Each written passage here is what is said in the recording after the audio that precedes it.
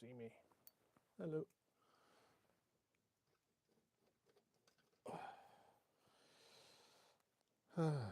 Hello.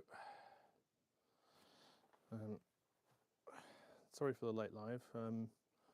Yeah, I slept late and I'm very nocturnal at the moment. I'm getting a lot of videos done, but I've actually been sleeping late, and so I wanted to do a stream way earlier than this. But it's still Friday, but it's just coming up to 11 o'clock. I don't know if anyone's going to be around, but I'm going to do a couple of things. I'm going to try and fix on the stream. I had a problem with this pen, which is the new Preppy, and there is a way of fixing that. When the pen is very scratchy, there is a way of fixing that. As someone who has fixed and sort of refurbished fountain pens before, there are ways of doing that. So I better get the chat up because someone's actually in the stream. Hello, how's everyone? Where are you from? I was just explaining that I'm gonna fix this pen because I got this new Preppy pen. Oh, they went. Oh well. I got this new Preppy pen and it's very scratchy, and this is the thing about new pens. Hello, Sparker. And the thing about new nibs is they come from the factory and they are kind of still got little burrs on, and you smooth them by writing, but that can take a very long time. So I'm going to talk about a sketchbook. We have a little sketchbook, just a short one. And if I can get the live back up, if I can get the chat back up, so I'm going to actually... What's wrong with this? Yes. So yeah, so I'm going to talk about sketchbook. I'm going to do a still life drawing. I've got I'll show you. I'm going to try drawing that. I'm not happy with the lighting, but I don't actually have more than one light, so it's kind of one of these things I have to make do. I really want a light coming in from here, but I don't have another light at the moment. So the science behind art sounds crazy intricate. Yeah, it can be. Not really, but I'll place you up here for the moment while I sort out the chat room, because otherwise I can't chat. I can't see the chat unless the computer's got the chat on it. So, yeah, what? It says there's 37 people. Hello. Hello, everyone. How are you? That's crazy. It's only went up to 37 people. What? No, it's 18. I seem to have a deluge of people. Hello, everyone. Where are you from? SNT. Hi. Where are you all from? I know it's gone back to 6. Obviously, it just sent me out to a load of people and just went, oh, okay. Just as the point as I'm trying to set things up.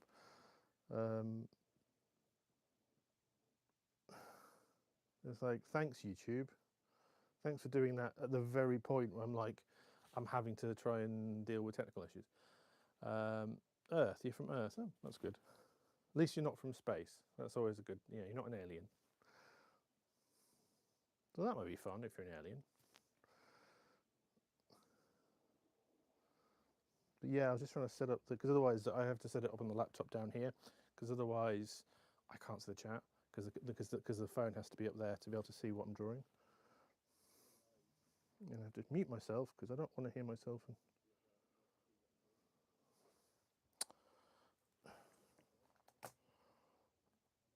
But yeah, thanks YouTube for doing that at that very, very, very, very particular moment.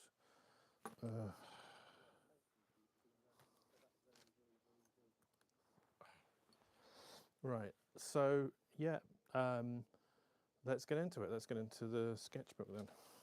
Now I can actually see the chat.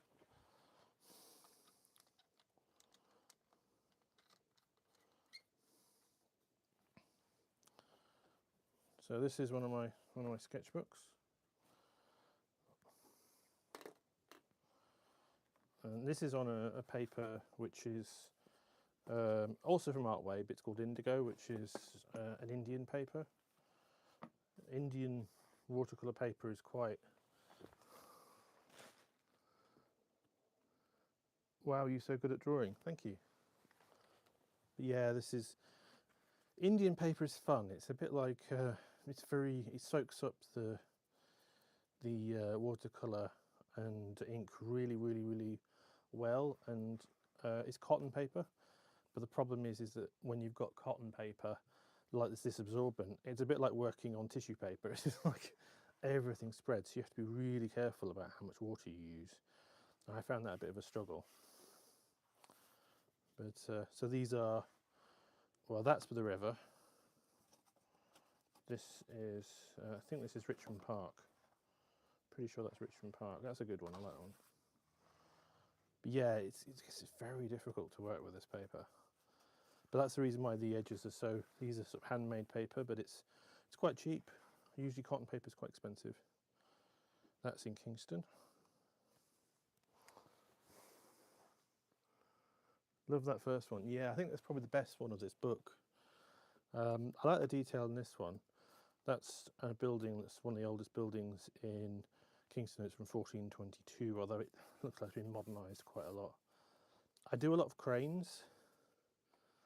How we're looking on the screen, maybe a bit higher. I do a lot of cranes because I've a bit like Solange's cranes in the sky. I was fascinated by cranes because they're ever present, but they're all about the changing of London, almost like aliens on the landscape. That is Bushy Park, a pond in Bushy Park. Oh, and I love doing cloud studies. And you can see the granulation. I talked about granulation in the previous stream. That's granulation. I don't think this is my usual ultramarine. Doesn't look like my usual ultramarine. I think I was using maybe in the Lucas one.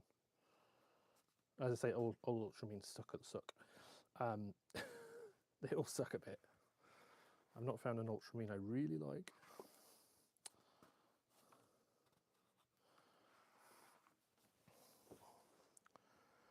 Nice juxtaposition with the old and new building styles. Yeah, well, that was the idea. That was the idea of this one, was to be like because Kingston is a hodgepodge of like Victorian buildings, and then you've got older buildings, although I'd say that's probably modernised. They're like 30s buildings, and then you've got... That happened while I was drawing. The rubbish collection truck arrived, so I put it in. That's the reason why it's kind of a little bit shadowed, because I'd already kind of done some of the watercolour and sort of... And then the Kingston Market. That's basically Kingston Market.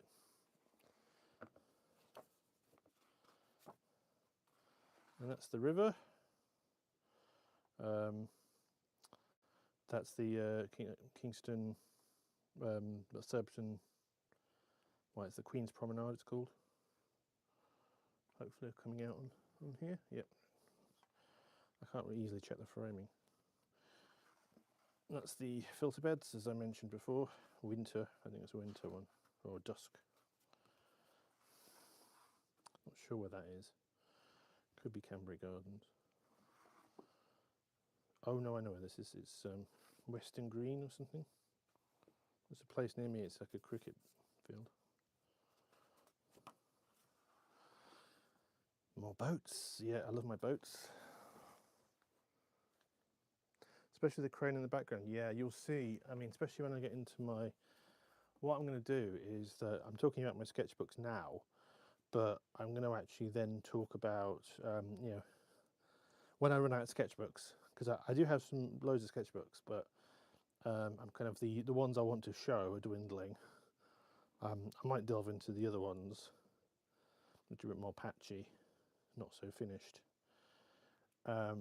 But when I get into my watercolours, so I'll go through my watercolour portfolios. I've got like 3 or 4 A3 portfolios.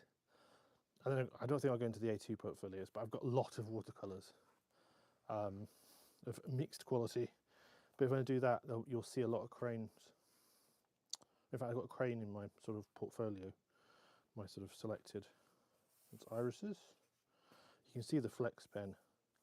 I suspect that I was probably using the Chinese hero pen for that. Oh, and that's kind of a companion piece to this one, because it's that one. I don't know why I didn't continue. I think maybe I'd already done this one. So yeah, there's it's at the front of that same boat. I don't know if it's cowslip or if it's parsley. It's one of the. I got told off for saying it's cowslip, and apparently it's not cowslip. It's one of those wild flowers, and that's that for that.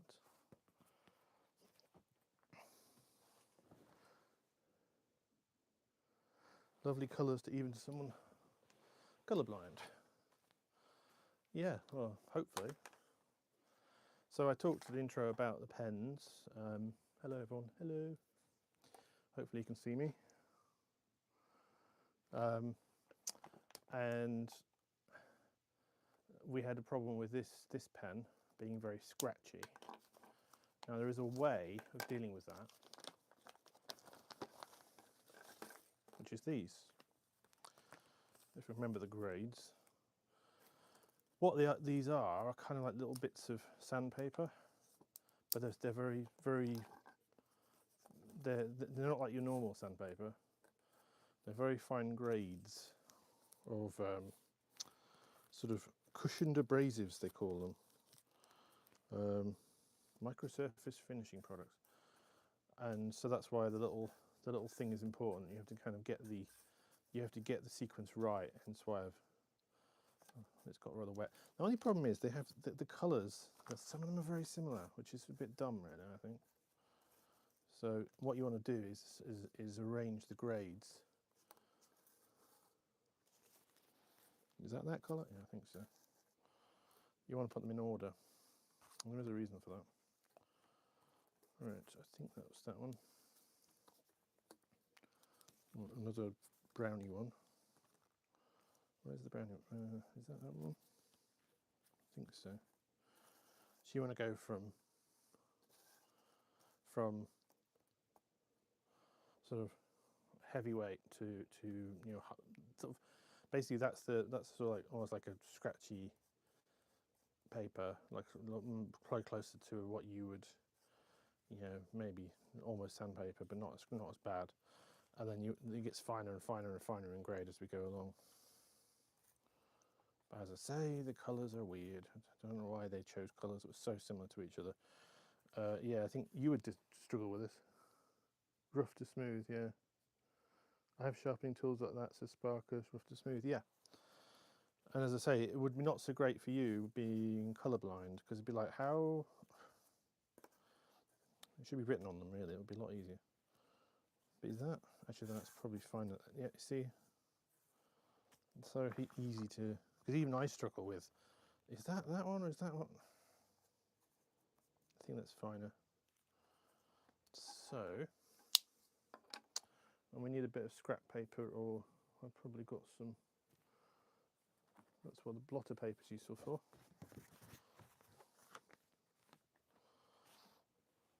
Then we take a little bit of water and put it onto every single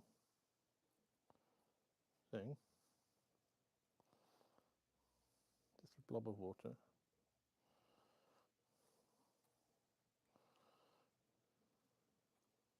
Now you could just wait and just use the pen for a long time. It takes ages for it to sort of naturally, because as you use nibs, they will actually adjust to your writing style, and they will wear down as on the paper. But yeah, at the moment it's quite scratchy, and I don't know if that's a problem with the pen, but I'm going to try this. Yeah, it should be a lot better than that.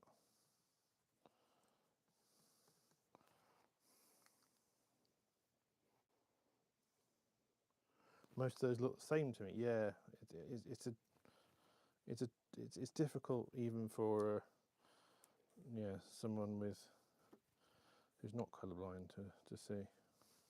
Anyway, So what you then do is you go in a sort of a figure of 8 for a couple of times, or like, let's do 5, and then 1, 2, 1, 2, 1, 2, 1, 2. Then you do the same on the next one. 2, 3, 4, 5. 1, 2, 1, 2, 1, 2, 1, 2. It doesn't really matter how many times you do it, as long as it's the same for each one and a small amount.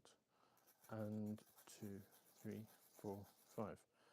1, 2, 1, 2, 1, 2. But the important thing is you either do a figure of 8 or you do kind of some. The reason for the figure of 8 is you don't want it to wear it just in one way. You want it to wear kind of equally as possible. That makes sense. 2, 3, 4, 5. 2, 1, 2, 1, 2, 1, 2. 1, 2, 3, 4, 5. 2, 1, 2, 1, 2, 1, 2. 1, 2, 3, 4, 5. 2, 1, 2, 1, 2, 1, 2. So I'm worried. I'm thinking this is probably not a nib problem. 1, 2, 3, 4, 5. 1, 2, 1, 2, 1, 2, 1, 2. It can sometimes catch on the paper as well. 3, 4, 5. 1, 2, 1, 2, 1, 2, 1, 2. 1, 2, 3, 4, 5. 2, 1, 2, 1, 2. And then you try it. That's better. It's already a lot better than it was. It might be the water. That's already a lot more. Yeah.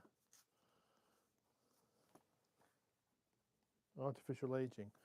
It's a spark. Kind of. I mean, it's. The problem is that however perfect the nibs are, even the most sort of posh nibs can have this problem. It's just, you'd be surprised. The most expensive nibs I've got have had this problem. So 1, 2, 3, 4, 5. 1, 2, 1, 2, 1, 2, 1, 2. 1, 2, 3, 4, 5. 1, 2, 1, 2, 2, 1, 2. 1, 2, 3, 4, 5. 1, 2, 1, 2, 1, 2, 1, 2. 1, 2, 3, 4, 5. 1, 2, 1, 2, 1, 2, 1, 2. 2, 3, 4, 5. 1, 2, 1, 2, 2, 1, 2. 1, 2, 3, 4, 5. 1, 2, 1, 2, 1, 2, 1, 2. 1, 2, 3, 4, 5. 2, 1, 2, 1, 2, 1, 2. 1, 2, 3, 4, 5. 1, 2, 1, 2, 1, 2, 1, 2. Yeah, this is already feeling a lot better. A bit more water in this one. The water just acts as sort of a lubricant. One. It always, it catches on this last one. I hope it's not. I've got the right order. 1, 2, 3, 4, 5, 2, 1, 2, 1, 2, 1, 2. Yeah, I'm worried about this pen. I think this pen is a bit of a lemon, which is annoying because it's a new pen. The ink should be coming out way better than that from a Preppy. Yeah. I bought it from an eBay thing, which was cheaper, but it's possibly selling lemon pens. It's only £5. I might just get another one. Because yeah, that really should be working a lot better than that. For a comparison, here's the. Is that the that's the 03. This is the 03, and see, it just immediately works like that. That's what it should do. It should just work like this. It should just be like, no, that's what it should do. For some reason, this pen, it doesn't start properly. And it's getting better, but I'm wondering whether I just need to get another one. Tim, check the gain on your RX. Turn it down then. Hello, Molly. It is a tad quiet. No, it's on. It is on. It is on 100. It is on 12. It is on plus 12 at the moment, I think. Oh, minus 12. That would be why. Okay. Try plus 6. Yeah. So, why have I minus 12? Okay. It should be. It should be. Yeah, it should be. Well, I can put it up to plus 12. But yeah. Yeah, hello, Molly.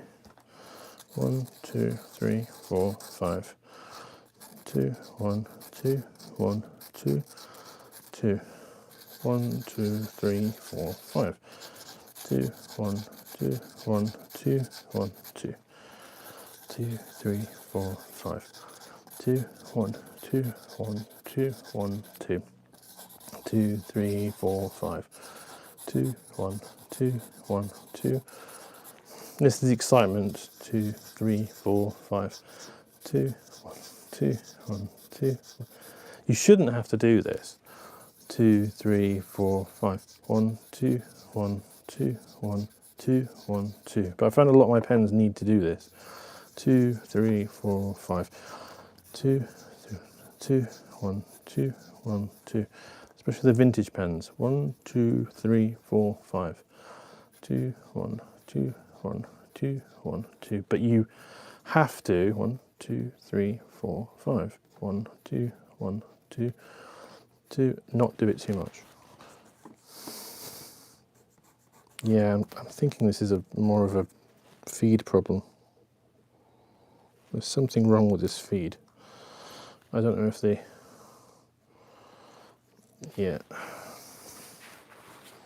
mean, it's worth doing anyway because it smooths it down. And it smooths it right down to your writing style.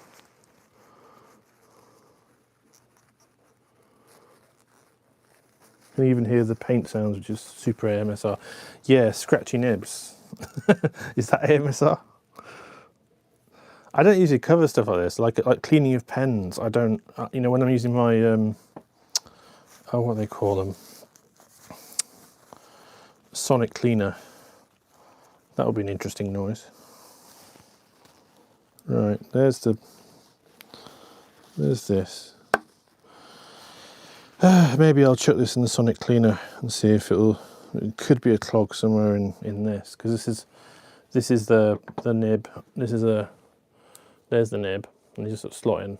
And then this is a capillary sort of pen, so it has a capillary action. So I probably will try and clean it. If not, I'll get another one. I don't want to, but it feels like this is a lemon. Whether I can get my money back, I don't know, because I'd be like, you've used it. But it's like, how do you know if it's a lemon if you didn't use it?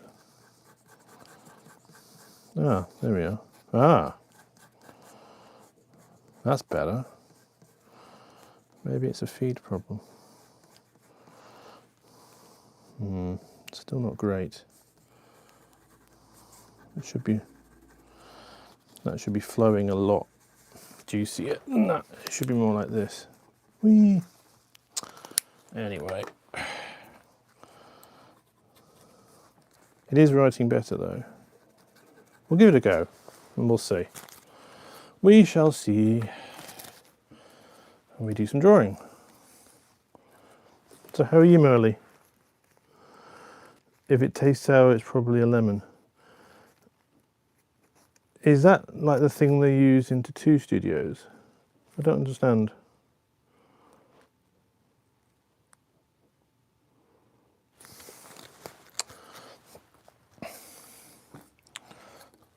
I don't think they use these in tattoo studios.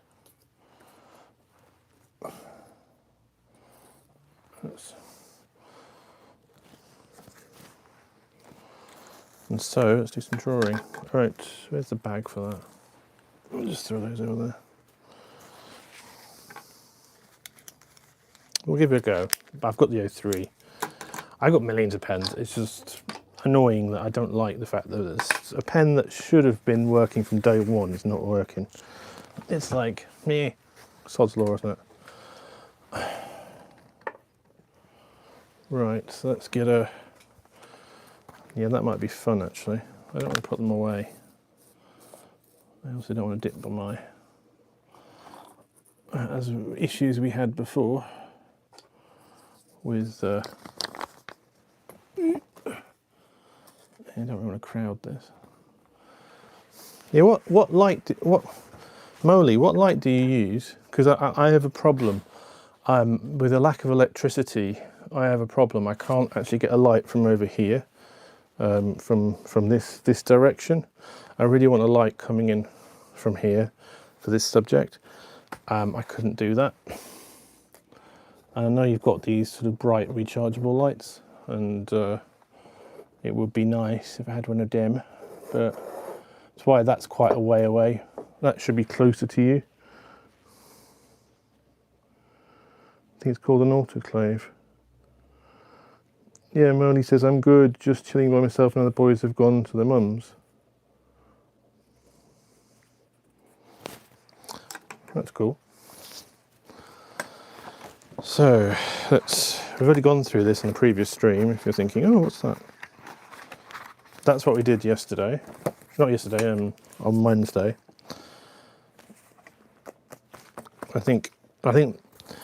I suspect everyone would like that one. But my favourite is the other one.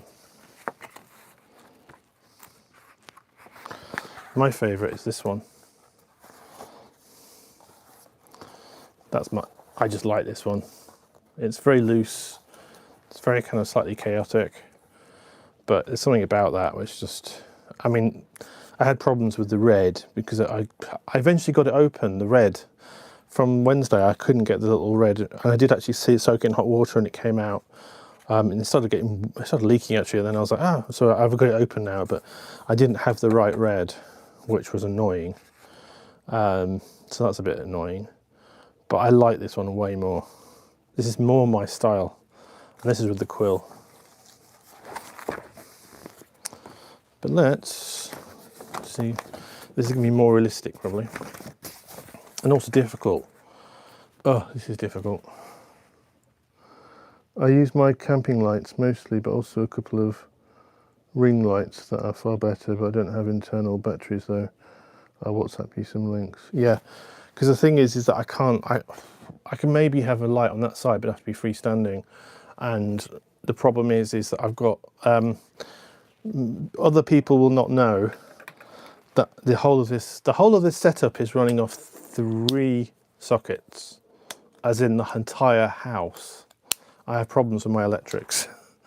The electrics got too damp, partly because John didn't look after the place, and so it means that they had to disable, because they kept tripping the fuse. I had to disable the entire ring main, and that needs to be sorted at some point. So it means that the kitchen is running off the cooker mains, but I had to try and plug things in and out because I don't want to overload it. And then the router, the light, not the lighting, but some of the lighting, but certainly portable lighting would be running off a ring. So the main lighting is a different circuit, but yeah, so I literally don't have, I can't just go, oh, plug it over here. I can't do that because unless it has a long lead. There's only 2 points in the room where I've actually got power. So yeah, fun with electrics. So I prefer something kind of rechargeable. That's because my little, I do have camping lights, but they're not strong enough. I've got these, which might seem bright on the screen, but they don't. You can see they don't really do very much. They do a little bit, but I need something sort of stronger than this, really. Anyway, so this is quite a detailed subject. I'll show it to you properly. What is it? Has it got something in it? No. This is, John kept this, and I didn't throw it out because I really liked the design. I liked how it is, but it's super detailed, so I don't know if I'm going to get into all this detail, but I'll give it a go. As I say, it'd be nicer if you could see more of it, but the problem is it needs to be in the light. So, yes.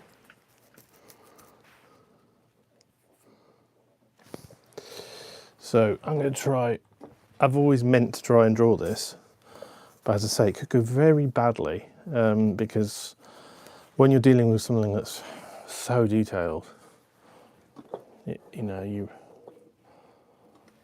so I'm going to see how it goes. It's probably, that's not, okay. This is the new pen. I think I might have to move to the 03. Yeah, that's not good. Yeah, 3 probably better anyway. More. Now, you can, if you're a wise person, and what you should be doing is measuring this out and doing pencil and then inking it in. I don't like doing that because, yes, you get mistakes, but it's a bit like having a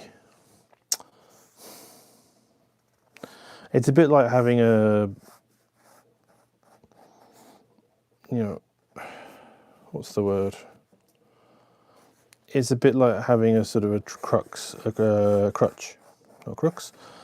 whole crux. Having a crutch, you always are sort of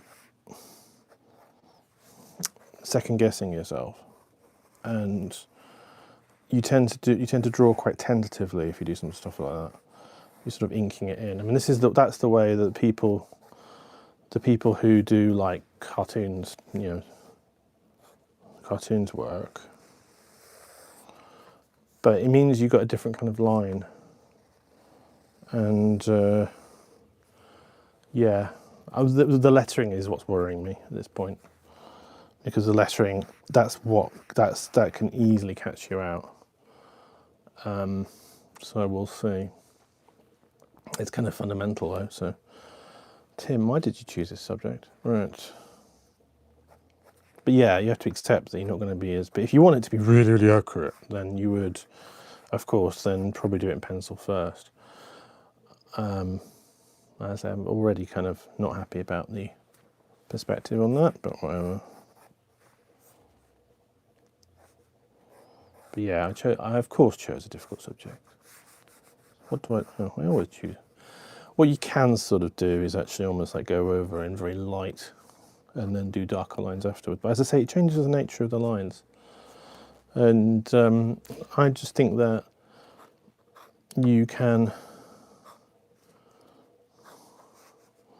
just have to live with the fact that it's a bit wonky and it's not as accurate, because that's the nature of artwork. I'm not a big fan of it has to be really, really, really, really, really, really realistic, because that you may as well take a photograph then. And there's skill in doing that, but also, it's as I've said before, learning about how to fix things or work with it when the situations change. That leads you in really good stead when you're working out in the field. What about to link a video from a bushcraft channel I watched, but the light he was promoting was £100. Yeah, is that the Moban lights? So I think Moban must be doing some kind of promotion, because I'm seeing lots of people talking about Moban lights, and when everybody in the hiking space is talking about the same things, that means someone's pushing them. It's partly why the tent I got, which I'm not going to dig out and show you, the tent I got is not the tent that everyone else talks about. I think it's the best tent, but it's also, interestingly, apart from one channel, everyone slept on it. So it'll be interesting when I do the review. I need to get out and, when it's not chucking it down or well, freezing cold is fine, but I need to get out and test it. I don't know why I want to do it in the local park, because I hate doing that in the local park. Some social anxiety kicks in. I don't like. I did do that with the images for the latest video, but you know, I'm not a big fan of doing that. Even though, I mean, really, you know, if you're testing a tent, that should be fine in a local park. But I'm always a bit wary of that. That someone's going to give me grief for, hey, what are you doing? Oh, you can't sleep here. You never know.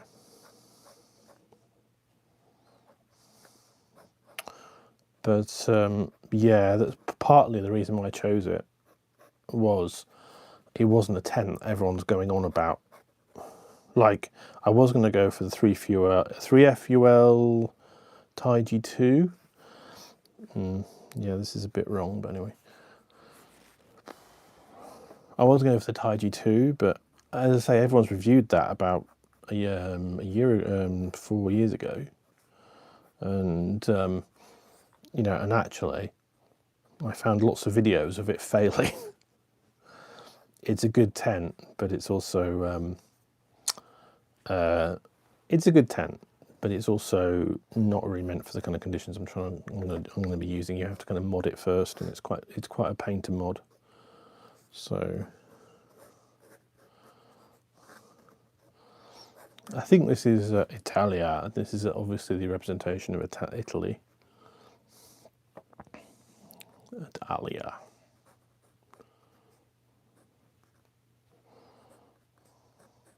I'm not sure why John kept this. He probably similarly just liked the design. But you know, I threw away a lot of things when he died. But there was a few things was like, no, I'm keeping that. I knew it when I saw this. I was like, no, I want to draw that. I want to draw that someday. And you can't throw away everything, though. You can't keep everything either. That's always the difficulty of a small space, as Morley will say as well. Can't keep everything. Yeah, perspective could be better. But anyway, it's going to be interesting when we get to her. Tim, I have anxiety putting up a tent in my garden in case I'm judged as a back garden camper.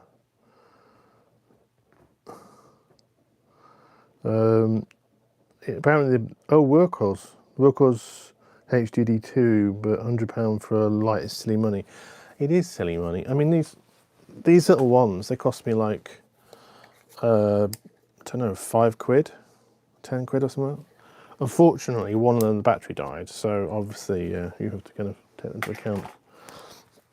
And my head torch cost me 15, 20 quid for my.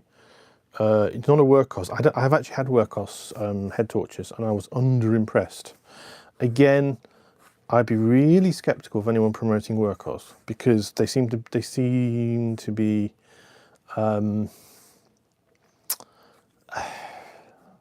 How can I say this? There are certain brands that are doing kickbacks. There are certain brands you always see, and it was like Temu for a while was paying a lot of people quite a lot of money to promote their stuff. They seem to have calmed down on that, and actually there is some good stuff on Temu, but you know, it made me very wary. And then Decathlon started doing it for a while. And Workhorse is one of those brands, whereas I found that Sofrin is way better. I had a Workhorse headlight and it was not good. There were some real issues with it, which I detailed in a video. Now I'm getting a bit scared now. This is the fun part, when you start to get scared. You're getting, it's working quite well, and you're like, oh, I'm scared of this drawing now. Because you know that there is a point of where it's very easy to screw it up. And that is when you're dealing with human figures. And maybe I should I should have maybe drawn her first, but the thing is, if I'd done that, then I would have probably not got the... This is slightly off, actually, this here, but yeah, it's okay. But, you know, I would have done better. You know, I wouldn't have been able to judge where the headline is. So, hey. But yeah, I've seen Workhorse heavily promoted on lots of channels, and again, that makes me really skeptical. That usually means they're giving out freebies. Might not be the case, don't sue me, but actually please sue me, because then I'll get lots of press. Actually, maybe not. Maybe not, but you know what I mean. It's just, just general rule is, if lots of people are promoting the same item, then they're probably getting a kickback. That's what happened with the FlexTail Zero Pump. They're usually getting it for free or some kind of thing. Which is why, with my new tent, I didn't want to do that. I think it was sent the product to reviews to Sparker. Yeah, that's usually what happens. But sometimes they get paid or whatever. It's an undeclared promo. And strictly, you're supposed to declare even the freebies. This is where anybody who doesn't have a promotion, little promotion tag, is actually breaking the law in the US and the UK. The Advertising Standards Authority have stated that freebies are also promotion. So every single person who doesn't declare that is actually breaking the law and could get fined. And I'm not joking. It's a serious thing. It's a massive conflict of interest. You have to declare that. At the minimum, declare it in the video, but really what you should do, but they don't do it because they know if it says products or services, people won't watch the video. It's one of the reasons why I've not really done that. I mean, I've not had any offers either, but, you know, if I do that, I'll make it really, really clear and do that and make it clear to everybody what's going on, you know. I don't want to, you know, make it clear that it's basically an advert. And if anyone has a problem with that, I'll be like, well, I have to pay the, you know, we have to pay bills, you know. What I find strange is why she got a Swiss. I'm confused now. She's got a Swiss. What is going on with this illustration? She's got a Swiss flag, so she's holding a flag that says Italia, but she's got a shield with a Swiss flag. Is that also used in Italy? I don't know. I think they think the actual product doesn't count. It does. It does. I checked. Especially with US law, it very much counts. But even in UK law, if you're big enough, the UK law is a bit different, right? You have to be over a certain size. It's not massive, but they're not going to come for you if you're like somebody, you know, some you know, Joe Nothing, you know, if you've got a really tiny channel. There's like a minimum, like I don't know if it's something like 100. Don't quote me on this, but it's some minimum of followers. You then get into the ASA rules. So they changed it a while ago. So now we're having problems with that arm. They changed it a while ago, so you have to declare if you have a certain amount of followers, and I think it might be something like 10, either 10 or 100,000. I'm not really sure. I think it might be 100,000, but and it's happened. It has actually happened. There was a British Instagrammer who did not declare her interests, and the ASA fined her. So it's happened.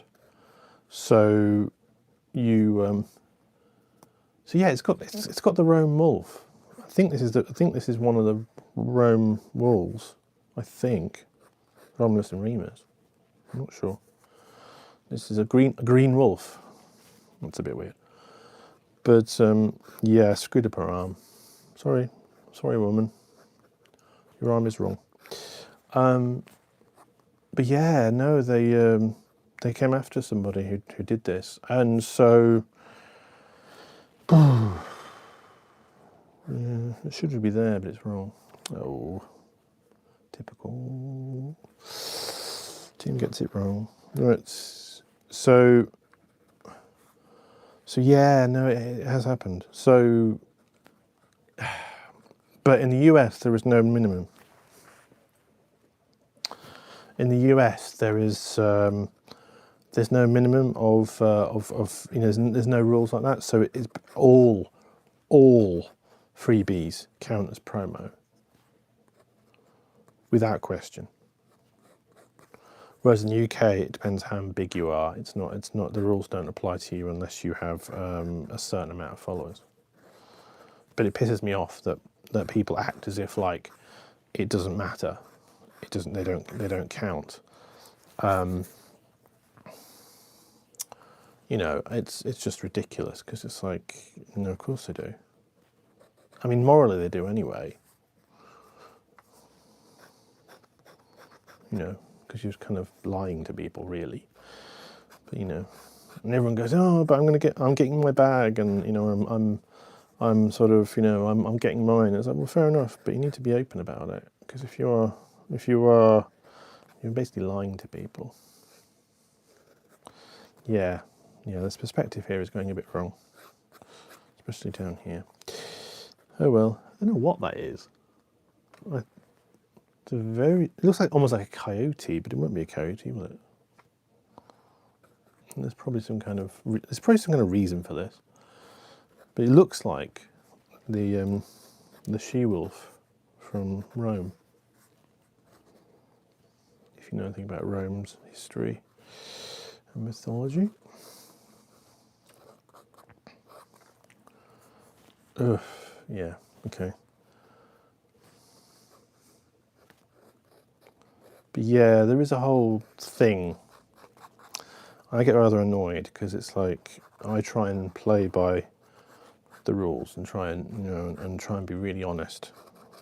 And there are people who I've seen in the hiking space who have not been honest about what they're doing, and it's just irritating because it's like the rest of us are trying to be honest here, and it's like you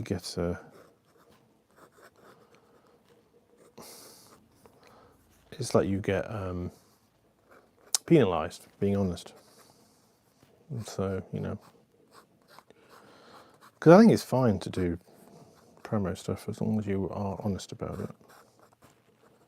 If I ever do it, I'll make it very clear that I'm doing it for the money, and that to my regular audience that I will be very honest, either privately or publicly, be like, this is for the money, and but it's not happened yet, and I don't know if it will happen.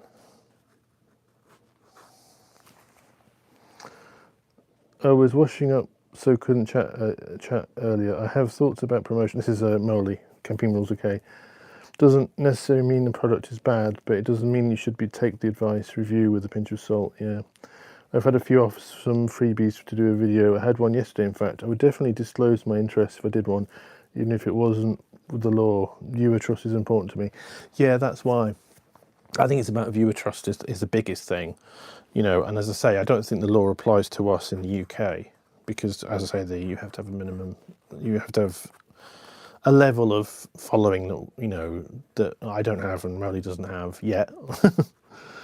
I can't remember what exactly the figure is. I'd have to Google it and look it up. The ASA has, but it's something like, I think in the case of the woman on Instagram, it was she had more than 100,000 followers.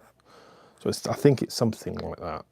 It might be lower, but I think it's a bit of a vague one. I didn't remember it was some weird vague thing of saying a sizable following, and what counts as a sizable following. It's different on different platforms. So, but yeah, I would always disclose, because it's like I've built all that trust with people. Why would you just throw it away for some money? That seems silly to me. Yeah, it's all gone a bit wrong. Just realised I've screwed up this bit. I've screwed up a dress. That sounds rude. Right.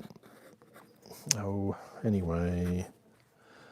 I don't know what this building is here. It almost looks like the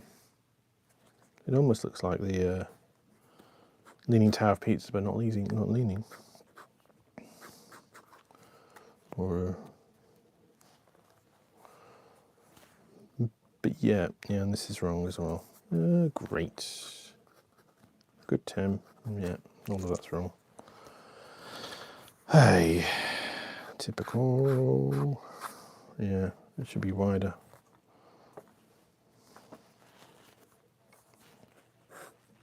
This is why you probably should measure stuff out, but where's the fun in that? Right.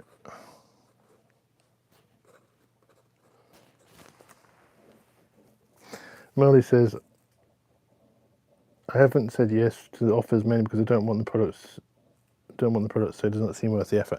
Yeah, same here. I had a few approaches via Instagram, weirdly. Not here, even though I'm on Brand Connect. I am on the sort of brand system.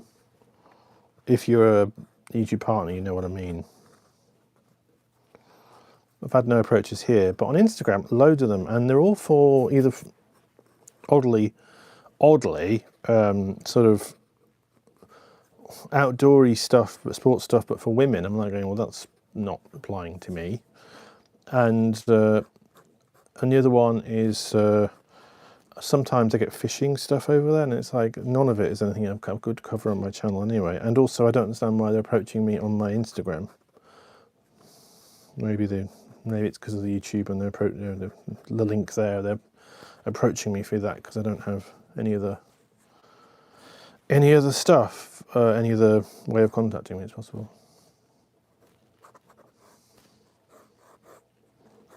But yeah, I screwed this bit up.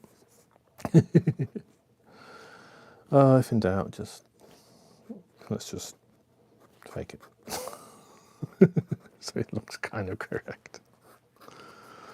Yeah, I knew this was a struggle, but yeah, I screwed this bit up with the dress. There should actually be a bit there, and then that should continue down here. So I started it all early, so she looks rather compressed. So what we're going to do about that now?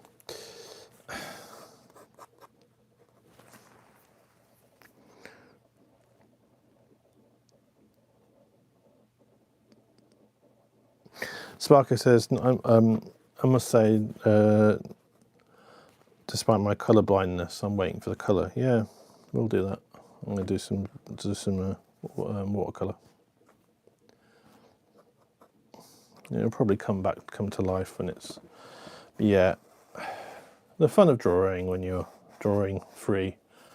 But that was my point, is the fact that I've done it where I do it pencil first and ink in, and it's just the drawing is dead.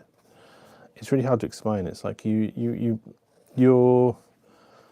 I mean, the best thing will be to draw it accurately on the first go, but unless you're really good, and even old masters wouldn't do something like that, it's not going to be accurate, especially on your first go.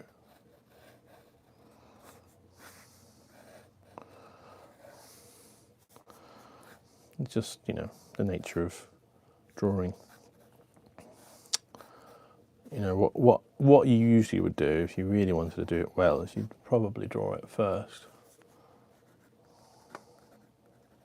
I'm not going to do that text. I'm just going to hand wave it. But I can't even hardly see it apart from amaretto something. I'm not going to move it to find out. But yeah, I'm happy with it at that point, and then it goes a bit wrong. Oh dear. And that weird, I don't know what this is. It's like, it almost looks like it must be some local depiction or sculpture. It looks very, very sort of medieval. But yeah, you see, that goes beyond this, which it shouldn't do. Very silly. Oh well. Oh well. Live and learn. I'll probably do it again at some point. And you'll see, once you've drawn it once, it gets better the second time, usually.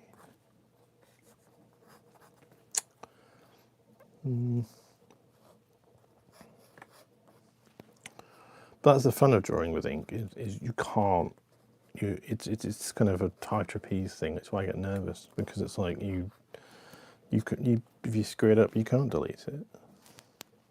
And you have to accept that it's kind of gone a bit wonky. But that's just the nature of these things.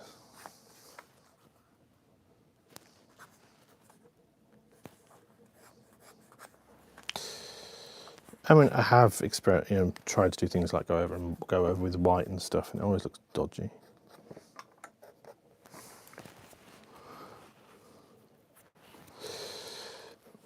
Yeah, maybe is that enough for the drawing?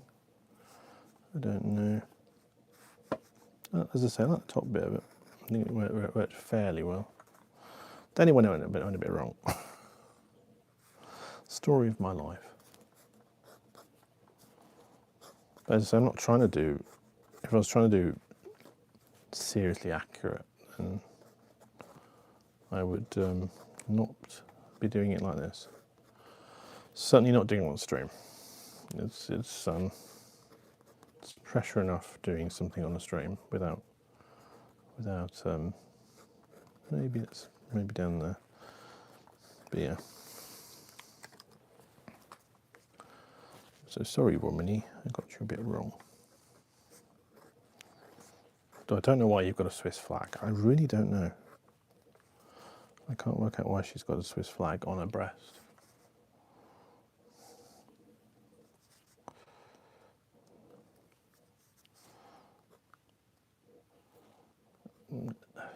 It's confusing. There's probably a reason for it. There's probably some historical reason why. Maybe it's Piedmontese or something. Maybe some kind of part of Italy has the. Or maybe the Swiss stole it from them. I do know an interesting fact about why the medical cross is as it is. The guy who set up the Red Cross was Swiss, so what he did is invert the Swiss flag. Oh wow! So Molly says that I reached 1.7k subs yesterday. I might have to start worrying soon. Yeah. I think you're going to be quite. You're gonna be quite big quite soon with all the streams. But yeah, there's a video coming out which I've just finished editing, which might catch up with you if it does what I think it's going to do. Yeah. Yeah, I hinted at it with the on the posts of my site. You saw a picture from it. But I've avoided trolling the gear people for years. Well, it's not really the gear people, it's the certain people who are very woo. And it might not go anywhere, but if anything will go somewhere, it'll be that video. So I'm hoping it will do what Titanium Scam did, and I suspect it will. It might not, but it's not exactly replicating the formula, because I didn't really want to do that, but it's responding to it. And when that hits, I suspect there's going to be a bunch of people going who are going to want to comment because they've done so on Titanium Scam. Might not. It might just, you never know with these videos, it might just totally fail. It's my watercolour. Oh, anyways.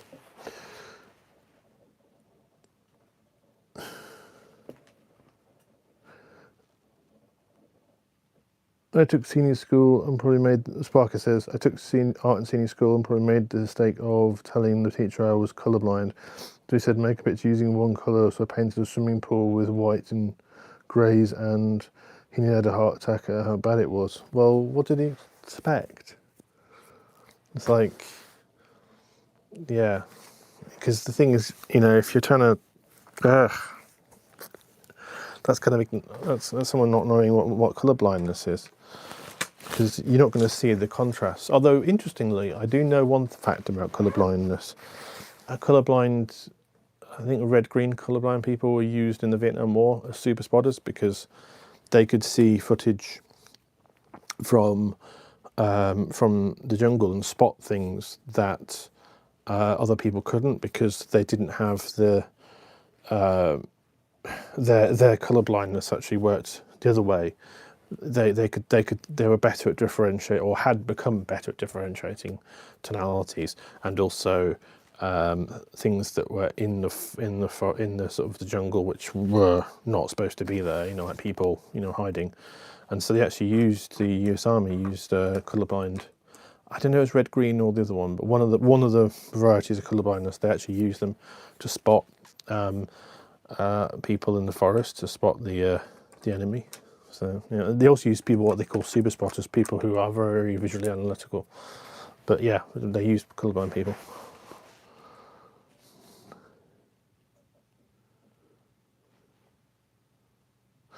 Well, he says, I have had offers for sound gear, cameras, and the recent one was for a stove. Stove fans? I mean, ones for stove fans. You mean the kind of ones to sort of give fire, sort of the, yeah, sort of get air into fires. They're pretty relevant, but nothing I was particularly interested in. That's so interesting about the spotters. Yeah, it's a mad fact, but they're so. It's always a case of when you have a, I don't know, I wouldn't know if colourblindness counts as a disability, but you know, oops, crunch, he says, a different ability maybe.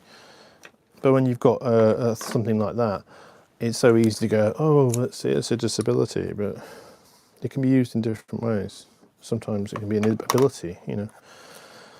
I'm not a fan of the different, as somebody who is autistic or on that spectrum, I'm not a fan of differently abled, because it can be a bit condescending and patronising, but there is some truth to it. He says, oh, I've lost my image. Bang.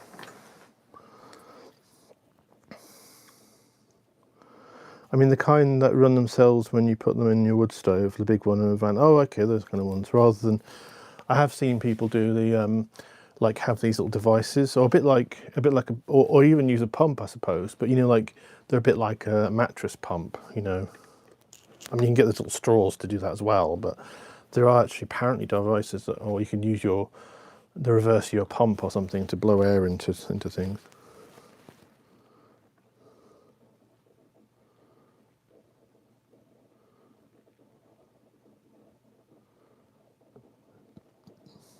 Yep, I'm going to try and do some colour now. Hey, right, let's get the water in. Can you see that? Yes. So obviously reds, so we've got like a nice, I'm trying to remember what that is. That's Windsor red. And that is, oh, alizarin crimson. Oh god, alizarin crimson. Yeah, I could tell a few stories about alizarin crimson. That's a fun one. The reason why alizarin crimson is interesting is there's two types of alizarin crimson, and they are all, one of them is light fast, one of them isn't. So you have to be very careful about which alizarin crimson you use. Just generally. Be a little bit careful. Maybe not. And then we'll use the Windsor red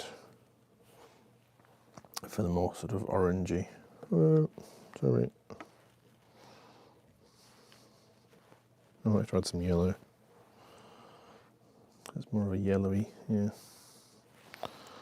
Make it more orangey. I could use the cadmium, but generally I find you get a cleaner result if you're mixing with Windsor yellow. That's better. But I love alizarin crimson. I went through a whole stage of just totally loving alizarin crimson, but you know, it's a fun one. Okay. Yeah, that's more like it. Although it's actually, there's like gold in there, isn't there? The gold's going to be fun. Tim did not think about this. Gold. Okay. There's a reason why I'm paranoid about the gold. And that gold colour is going to be fun.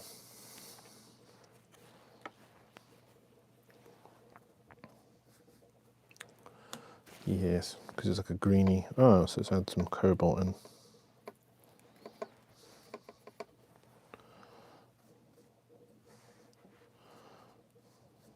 That's quite a good sort of a goldy colour.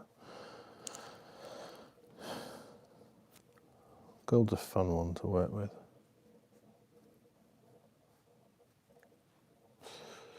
But yeah, I really should be working darks to lights as well.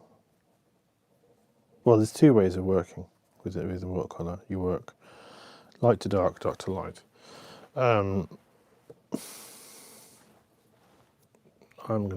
I generally work dark to light. Light to dark. But it's partly just a thing. So it might sound a bit strange, me adding green to gold, but actually gold has kind of got quite a few colour theory. What's dark gold has actually got green in it. Because the shadows of a colour are what complementary theory. The shadows of a colour are the opposite colour. So orange gives off a purple shadow. So gold, being sort of an orangey, yellowy colour, the opposite is, well, not really. It could be purple, but it's really green because it's more yellow. Something like that. Might be wrong, but I think it's something like that. But we've also got brown in there as well because it's rusted. Actually, I would work better with.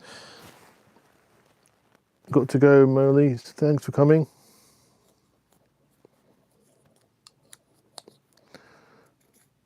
There's a whole discussion about stove fans, which I know nothing about.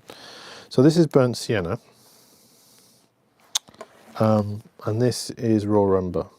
No, they don't look very similar, but I think that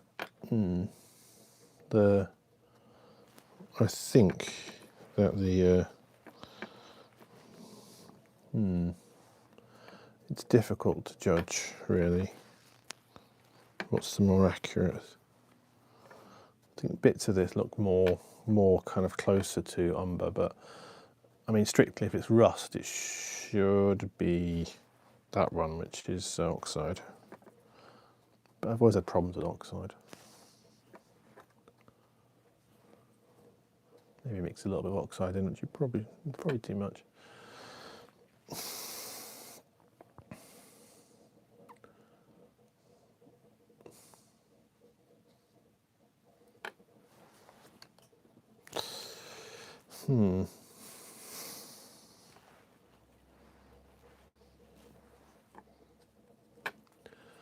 That goes a little bit more carmony.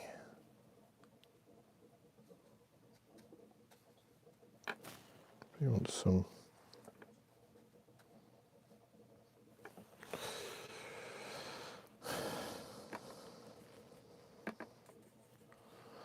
this has got the darker reds in here. In the shadows.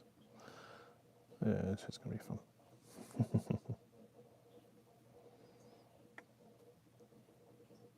Oh. I think I got the gold well. I've experienced things with gold before, so I'm aware. That's wrong. It wants to be more of a faded colour.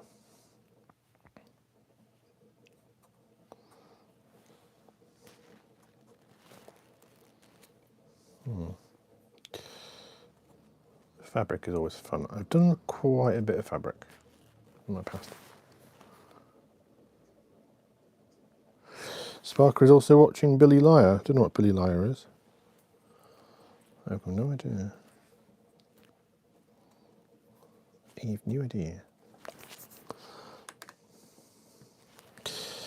Now for this green here, cobalt, this is perfect. This is exactly cobalt. So, although it's a very washed out cobalt, so maybe let's add some orange into it. Tertiary mixing. This is what they don't teach you. Though it might granulate in a weird way. Needs to be more greeny. Not too greeny. That looks too bright.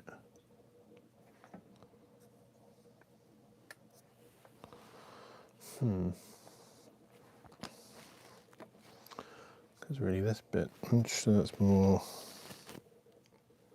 that. For the Italia. Miss Swiss in her Italia. It's all a bit strange. I'm thinking that's going to probably blanch out. Now what we'll do is we'll mix for the other green, which is more of a, rather than using a preset green, that's more of a yellowy green. So I might mix that myself with probably with the cobalt blue. That's cobalt blue, very good for skies. We don't have any skies in here, no we do. There we are, I think. Yes. So that's a good colour for that sort of very bright green. I think I might just wash the whole area and then go over in blue. Might be easier.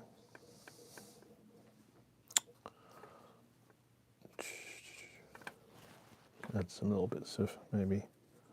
There we are. Add some bits of cobalt blue as a little to darken it down for the folds.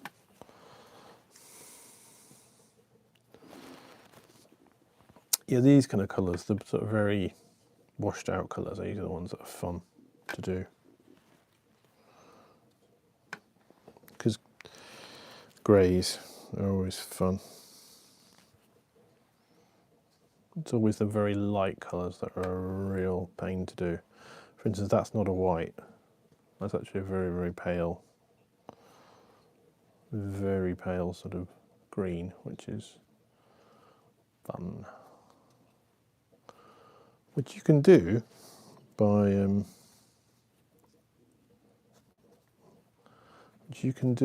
washers, but then it looks a bit washed out, so you kind of have to kind of faff around a bit.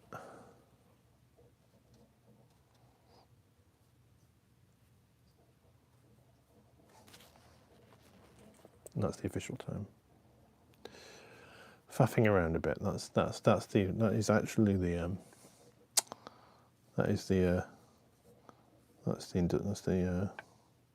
professional term. But yeah, you have to sort of faff around a bit. That's actually darker than that, but you know, hey.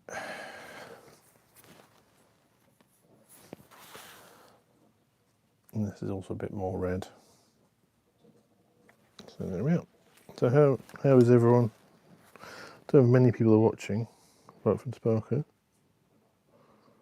I don't know. It'll tell me up there. It doesn't tell me. 3. Hello.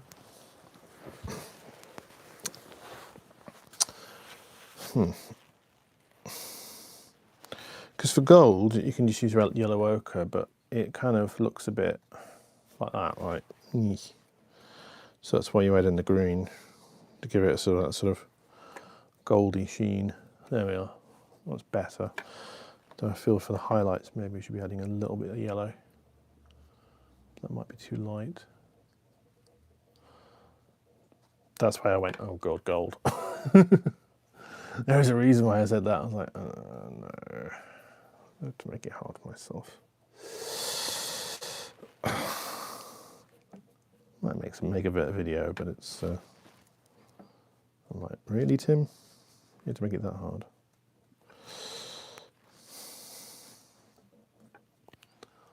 Yeah, so it's kind of like a greeny colour.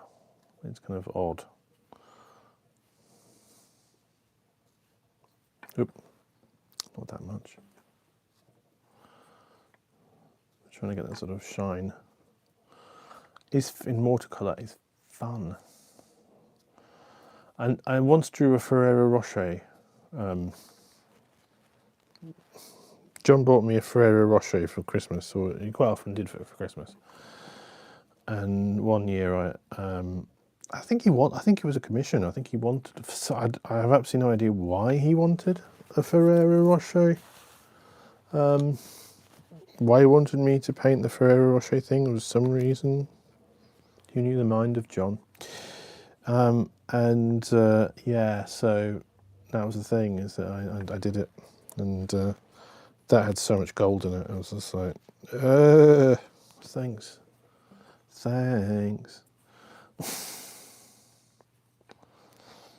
So yeah, I mean, as I said, there's two ways. There's two camps when it comes to watercolor. You work. The thing is about a watercolor is it's all relative to your starting value. So it's very easy to say, oh, but you should put the darks in first, the darker bits first. But you can't know that until you started laying stuff down. So this is why I work light to dark, and then sort of gradually, sort of. That's actually should be more. Maybe I can just lay over. Maybe not. So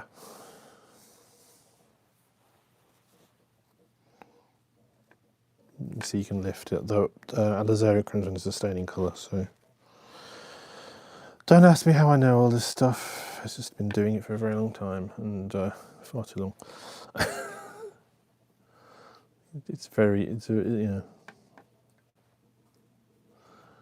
Far too long have I been doing this, and yeah, you pick up all this knowledge of all the stuff. You just go, oh, well, this is this, you know. Yeah, I'm not happy with the amount of.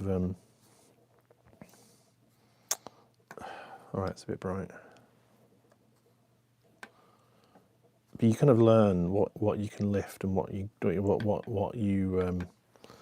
can need to lift and what is kind of liftable. Also, you can look it up. But yeah, I spend a lot of time sort of learning this stuff.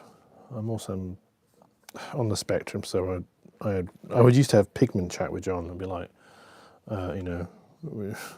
be telling John about all his pigments, and then he'd be telling me about his archaeological digs, and it would be like,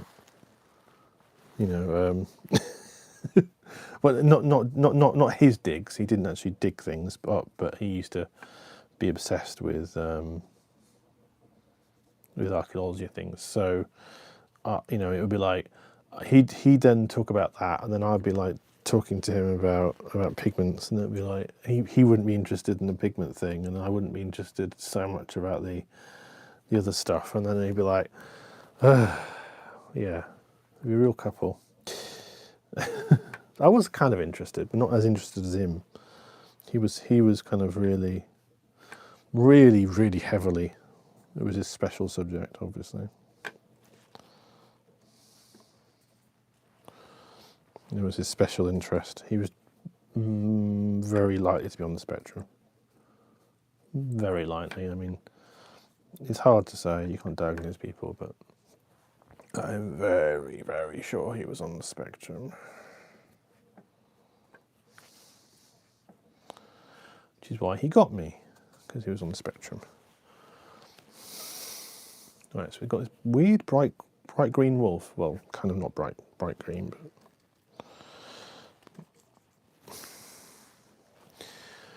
bright green wolf. That sounds like an indie band. Right, so actually, I might be better with umber, because umber. The thing about umber is that the biases of the browns give you different results. So umber is more of a greeny brown. So it's really good for very greeny. You can actually even use it as a sort of, if you're in light washes, it's almost like a green, browny green. So if you've got like green, something that's green, umber is a good thing. As you can just use on its own. I have used it in. I've got palettes that are like 3 colours, 4 colours. Then you have to mix everything. It's something I really recommend. Ah, no, especially that's a staining colour. No, I don't want it to be that green.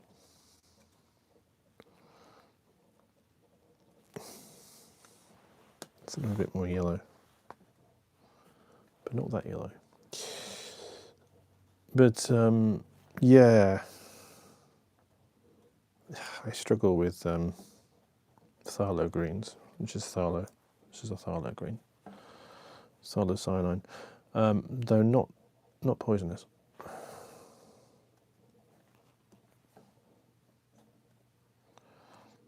There are certain colours that are a bit too much, and they can take things over, and they're very difficult to control. One of them is phthalo green, but he's more of a phthalo green colour. But yeah, try mixing in some.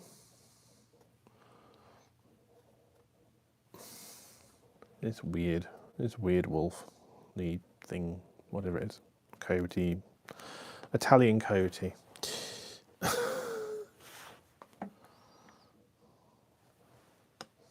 It is kind of that, but it's a bit more yellowy.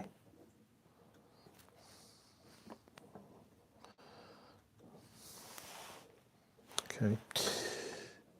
Okay. It does look like a coyote, it really does.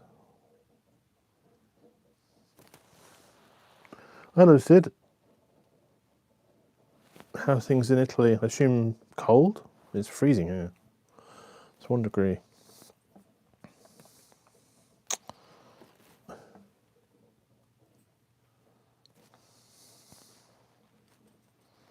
But yeah, looks like you might be able to tell me.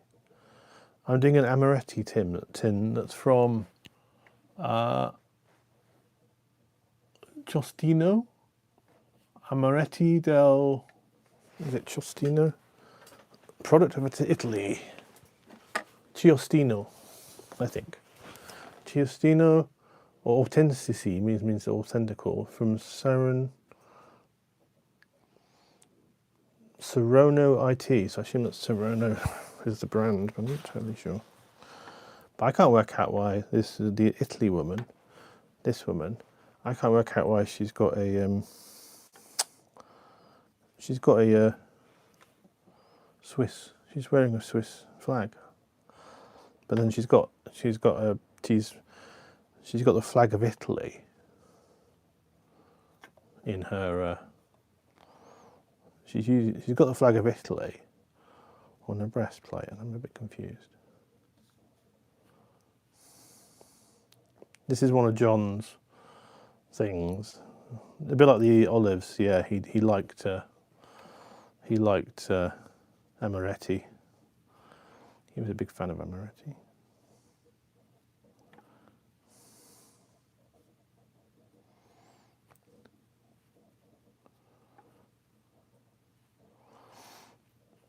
he liked these little almond biscuits. I was a big fan of those. But yeah, I don't know if the Swiss flag is used in some way in Italy.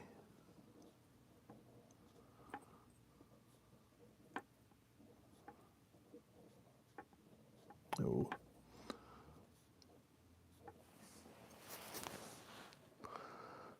Is it maybe Austrian? Yeah. Triestino? I don't know. It says original Italian product. Caramel Fantasia. That's bizarre. It's Amaretto di Chiostino. Spelled Chio. Chiostro. Maybe does that mean? But it says Italy. So Chiostro. So Chiostro. Amaretti del Chiostro. I don't know if it's a place. And then it's underneath it says Saronno, spelled Caronnoit. So I assume that's a Saronno, Italy. But John kept this, and so when he died, I was like, oh well, I want to draw this at some point. So I kept it.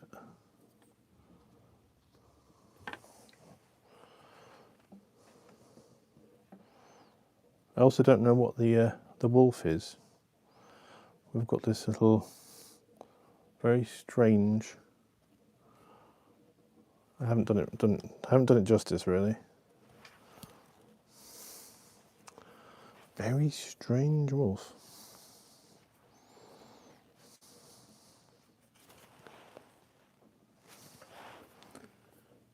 Yeah, it's a very strange wolf character here. It's almost like looks medieval. It's got a very round nose. It looks more like a hyena. And I'm like, why have they got a hyena in Italy? Oop. But I've not I've not done it justice, and also I've not really done her stuff justice.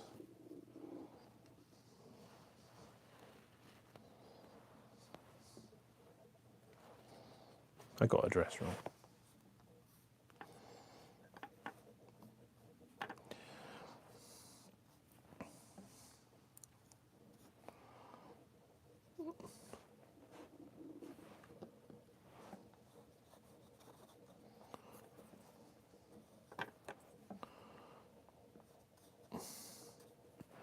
Maybe what I'll do is just colour this completely, and then bring in the dark bits. That might be better.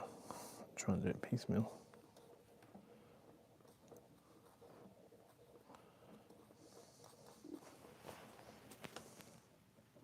Saronno is a city. No, Chiostro is a commercial way to say local stuff. Well, not literary, but I hope you get the idea. Okay, so it's a local, yeah. Original. Yep.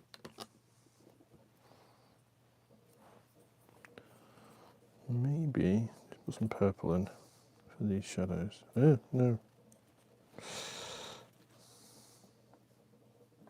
That doesn't work either.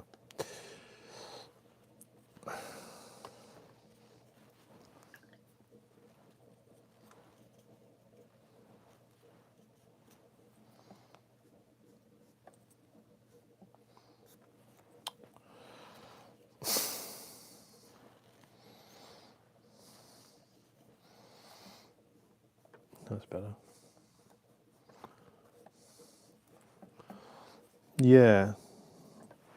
He probably got it in Italy. I mean, he visited Italy. Though I can't imagine him bringing such a massive tin back, but he brought that sculpture I did last time back from South Africa, so he probably did.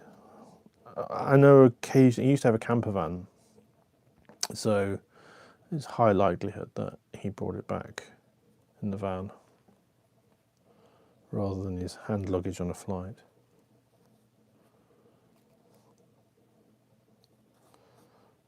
I've never seen anything like this here, so I suspect he brought it in.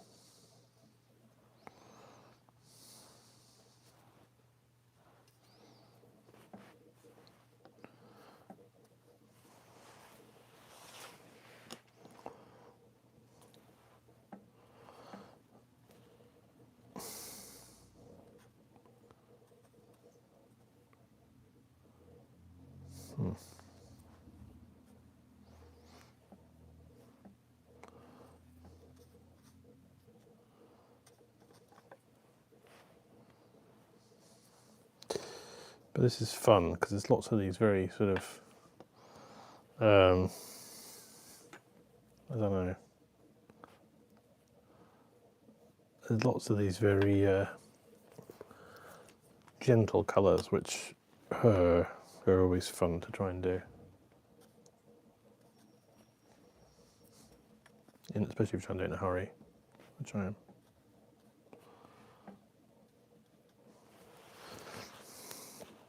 Serona is the city.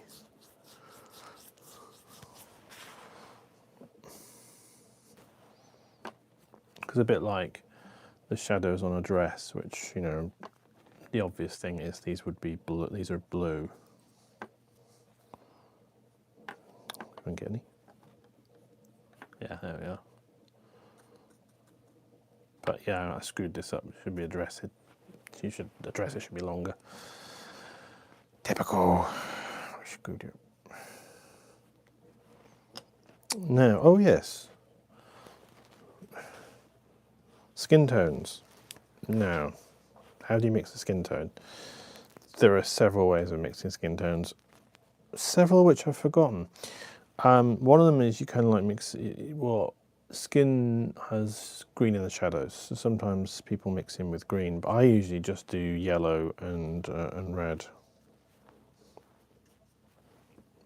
But the problem might be getting this clean. Yeah.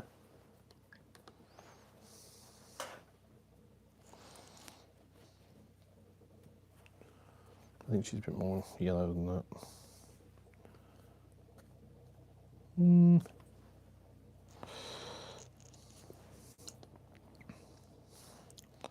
But there are several ways to mix a skin tone.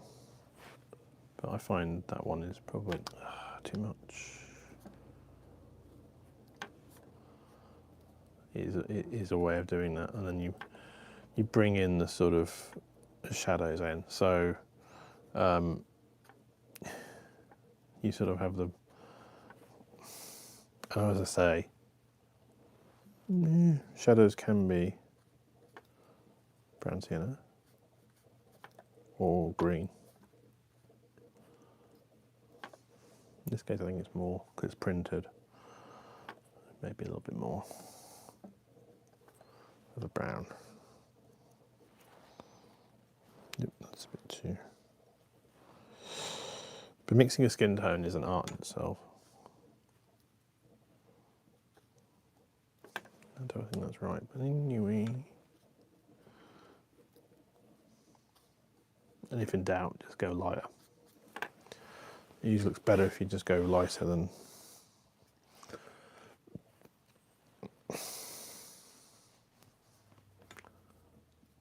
And don't overdo it.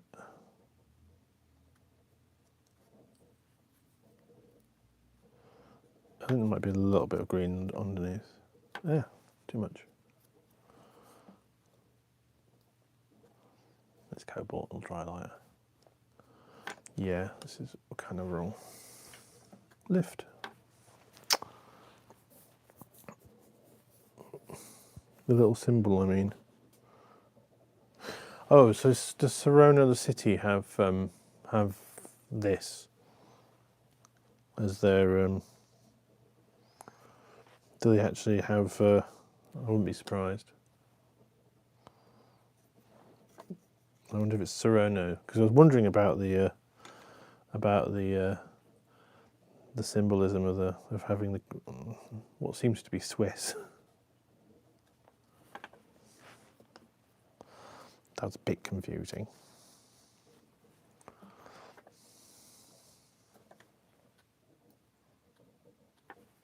Yeah. Another way to do kind of gold is to use the raw umber, because it has a greenish tinge to it anyway. So you can sort of do a gold with like yellow and raw umber rather than using ochre. I'm doing that to give it a bit of a variety. Maybe combine them up here. So yeah, when you kind of combine kind of other different colour combinations, you can kind of get an effect where the contrast of the two gives you a sort of a thing. So I might actually put a little bit of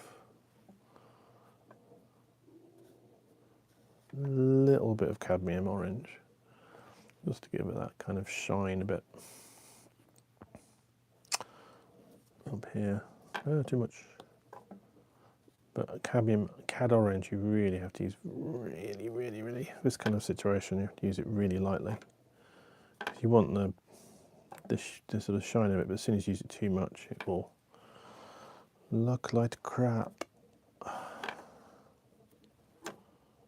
Yeah, and already blending into that, which I'm not happy about. Right, luckily it's liftable.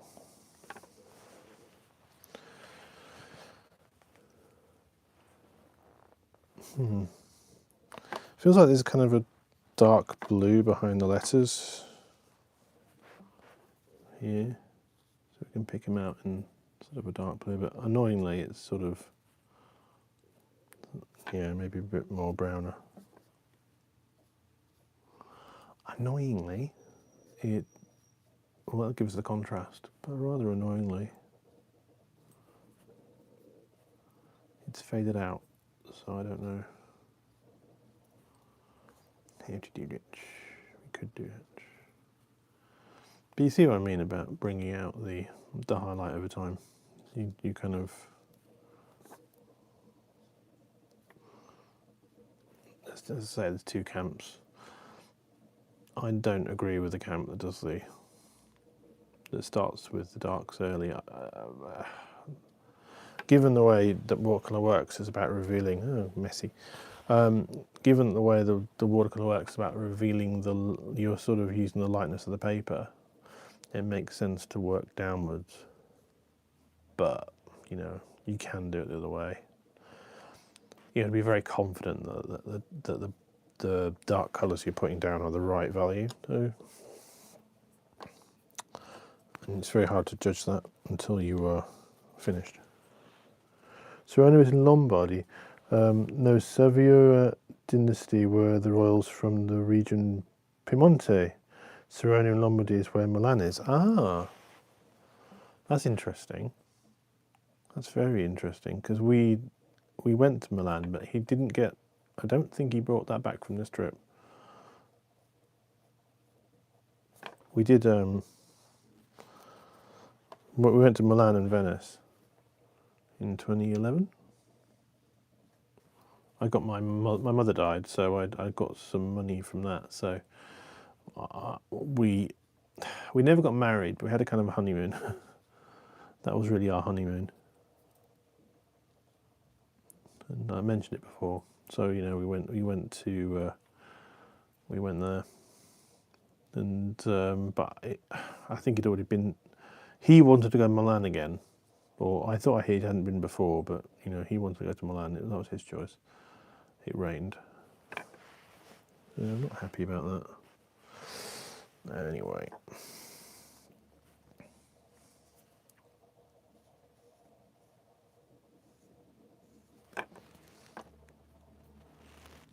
But he was really like wanting to go to Milan, because he's obsessed with Veronese and what's his name? He was obsessed with a architect. I can't remember the name of the architect at the moment, but an architect that's very famous from that part of the world.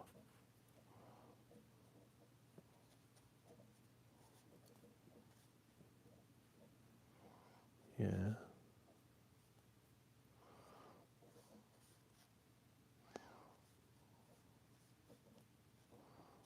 Well, actually, I was more obsessed about Veronese, but he was more interested in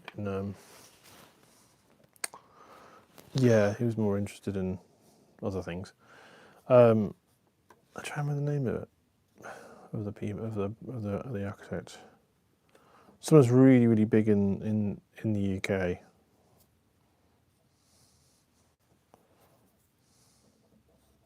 In the Renaissance, not Renaissance time, post-Renaissance.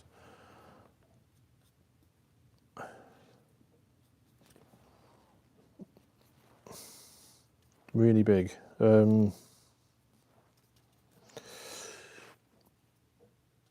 influenced a lot of people when people were doing the Italian tour and all that. His architecture influenced a lot of stuff here. I can't remember the name of him, but he was so I was obsessed with him. We had to go to outside of Milan to a place where there was lots of buildings from this person.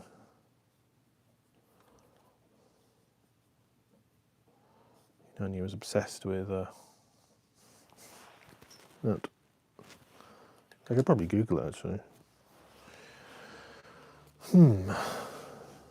The skin tones is alright.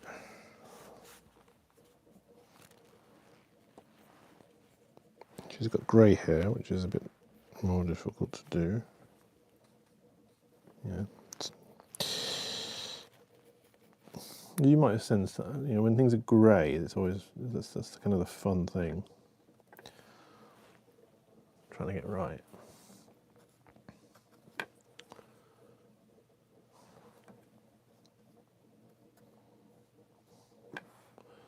And I haven't got this sort of wolf-like character right.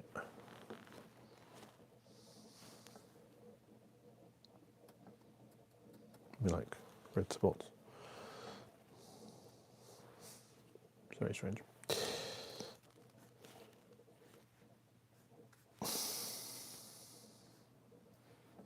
But yeah.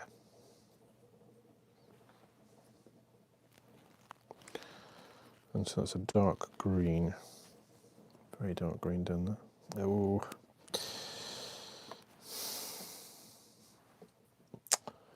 Phthalo green, I hate thee. Right. That's going to stain.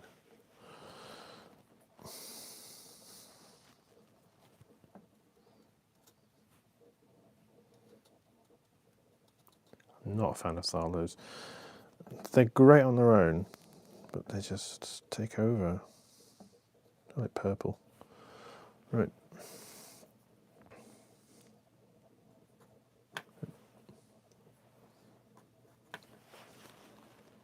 Soylent Green. Phthalo. It's phthalo greens are amazing. They were found in the I think they were fairly recent actually, 1950s. But they are very specifically very different chemistry to other greens. Phthalo blues are better. I prefer phthalo blues, but phthalo greens I always find they I struggle with them because they just kind of go a bit wrong.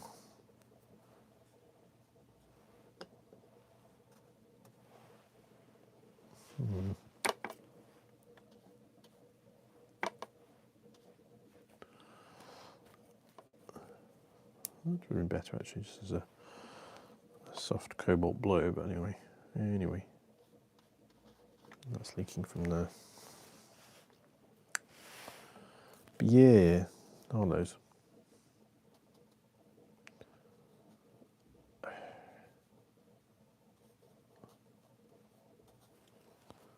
I'm not a fan of phthalos.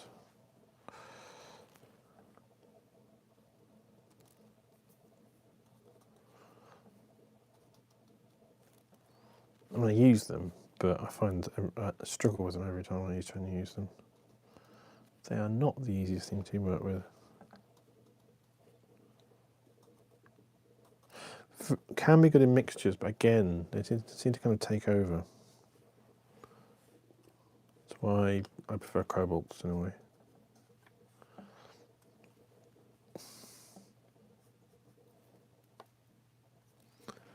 But yeah, phthalos. Not a fan. That's very phthalo there. And this isn't, and it should be. Right. But you just can't do the sort of very gentle. To actually try and do a gentle reduced phthalo, it's like, no. I mean, I tried adding orange into it. doesn't work that way, annoyingly. I wish it worked in that way.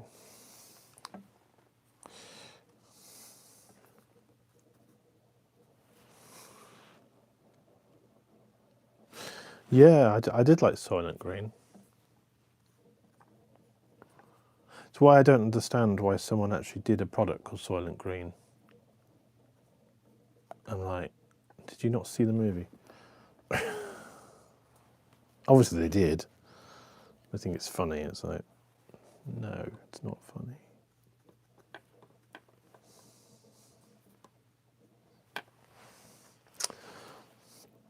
And do we need to know background? Maybe. It's the typical. I'm going to do the standard one. Let's see. Let's try. No. Yeah, maybe. I'm not happy about that.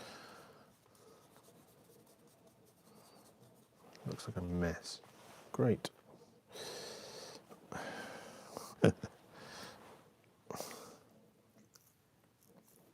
I suppose the name of Soylent Green is better than Hool, which sounds like the noise you make when you try and drink it.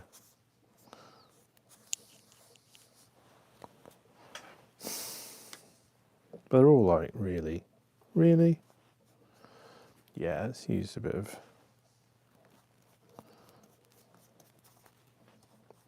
I'm trying to remember, because raw umber granulates really nicely.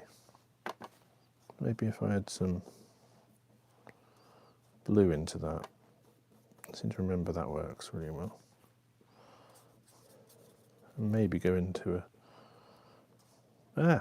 too much.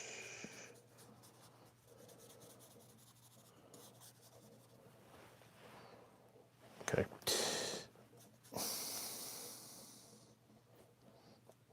You can see the granulation. Lovely granulation. Then we throw in the blue in, which contrasts with the green.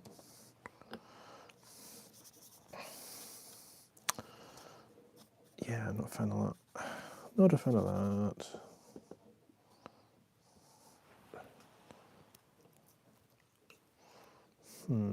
Maybe yellow instead. I don't need to do a background, but I like to contrast what's in the foreground. It helps. Maybe.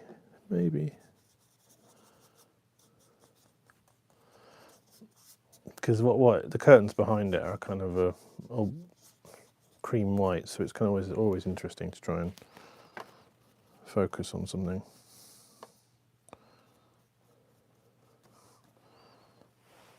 I don't know.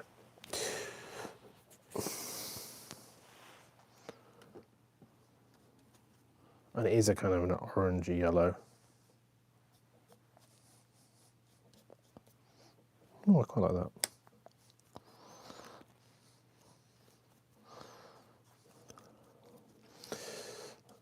Actually, I quite like. Well, maybe not down here. It's not that dark. But anyway, you get the idea.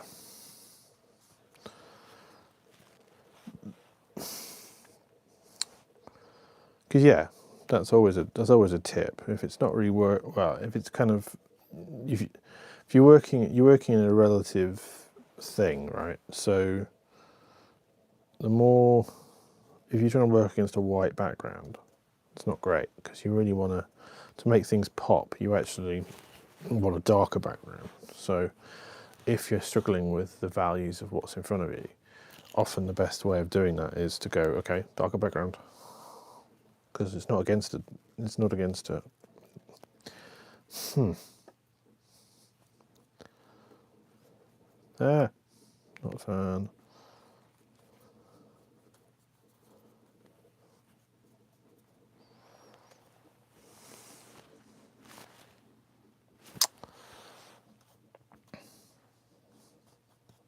It's not a cheat because it is actually against a background that is not white. So why going to have it against a white background? then it brings everything back up again. You can focus on the actual tones as much as possible, though it's not so easy. Maybe not.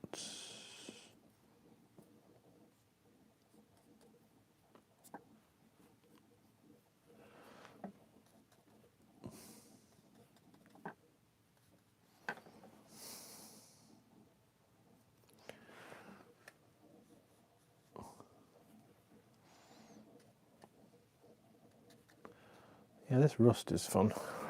Right, so yeah, the rust is quite fun to try and. I do feel like I should I'm avoiding using too much red oxide, you know, because I mean, strictly, yeah, that's what you should use. But what I remember is that it dries. Red oxide dries like.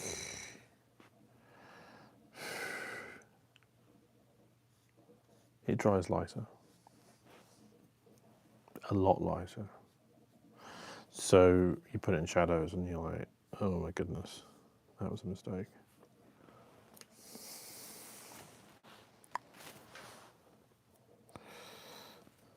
Let's do the top gold bit. Gold is as I said, is a difficult one because of the sheen. So you, almost. I'm mixing this with cobalt.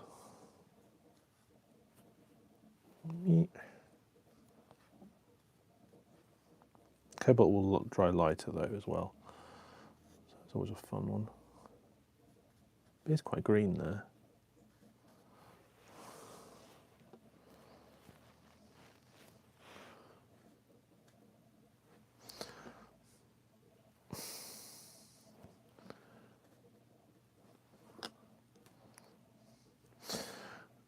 And yeah, you can always lift, but that's always depending on what you're using.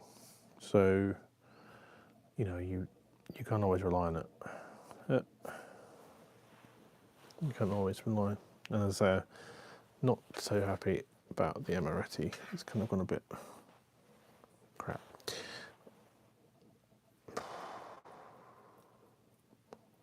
So we've got a, how could we make that pop? And also, what is that colour? It looks like a purpley blue, which is a purpley brown, which is a difficult one.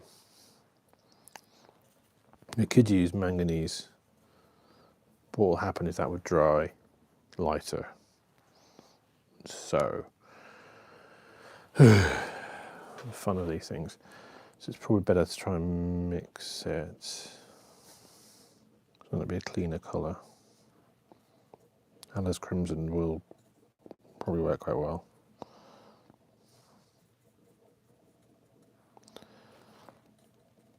It's very dark purple. You want something that will make the gold pop, and it is kind of that colour. I'm not inventing it. Ah, damn.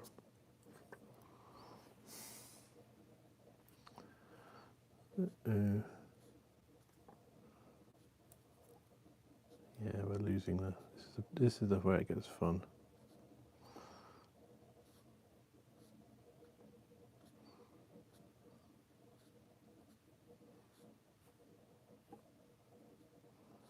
You accidentally go over the bits you've done. And I probably should be using a finer brush for this. I'm using the mid-sable.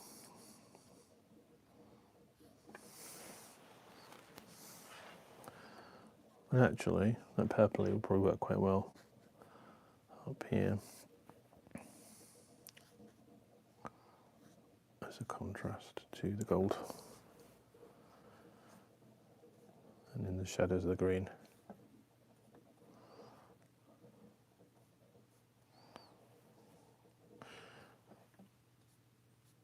And shadows here as well. And here.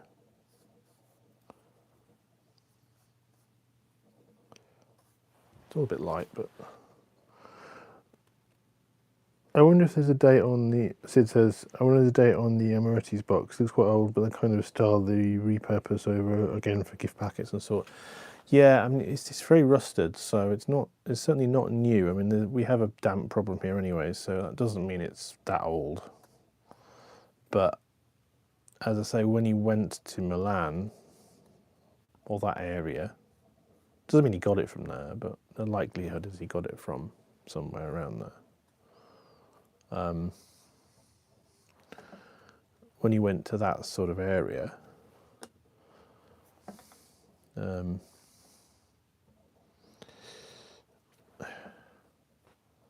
it's likelihood he got it from there.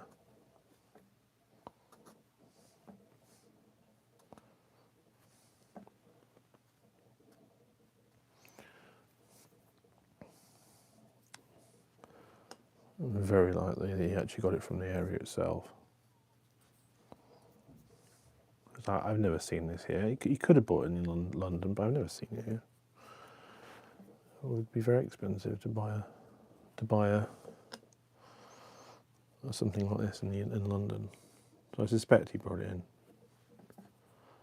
But I know where he went because I've seen all he kept all of his tickets, and so I know roughly where he went in different sort of times. And he went all over the world, but he seemed to be, he hadn't been to that part of the world for a long time in 2011, so it could be quite old.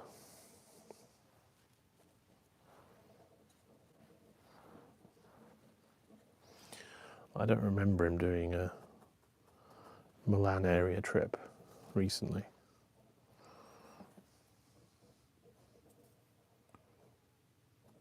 I mean, he had been, but not for a long time.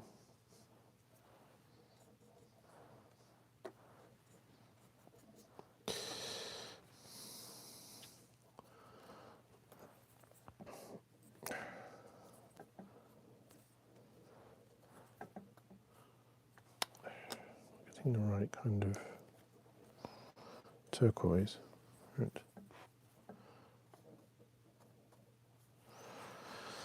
Colour matching is always fun. Right. Of course, white is never white. Ever. Although when you're facing something like this, you can't dull it down too much because it is... Oop.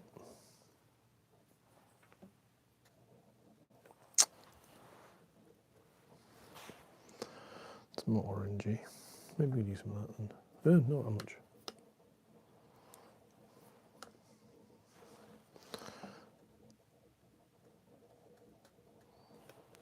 Yeesh.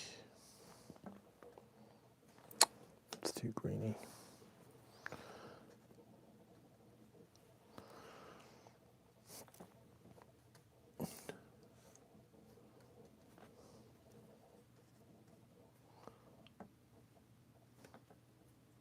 Yeah, there probably is a date on it. I just don't want to disturb it at the moment to find one.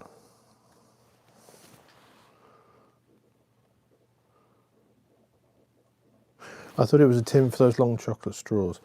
No, it's for amaretti. It's for the little bickies. This needs to be darker, actually.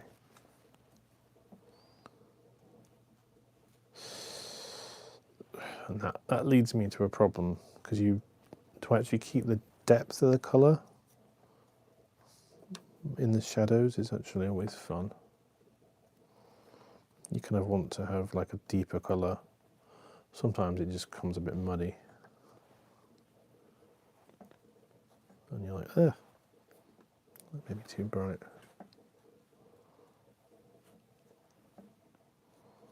You want kind of like a nice deep colour, but sometimes it can be very easy to sort of, it becomes a bit...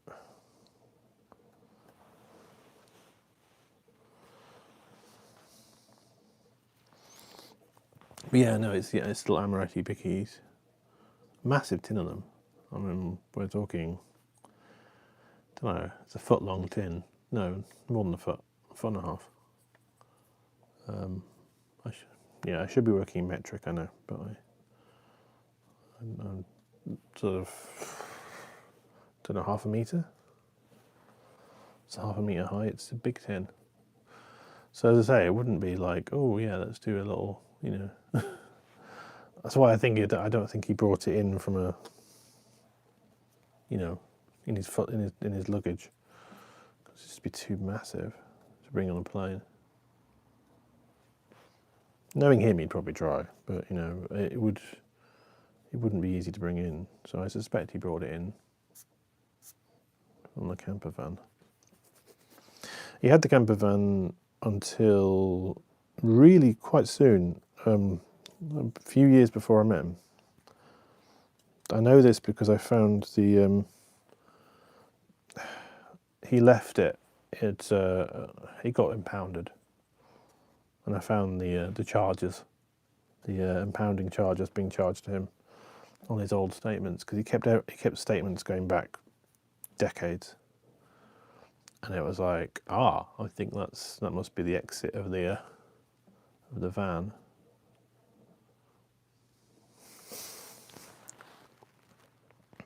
Nice work. Reminds me of Elizabeth Layton. I don't know Elizabeth Layton. Thank you, Lindemon 101. Who's Elizabeth Layton? I probably should know them. I'm terrible.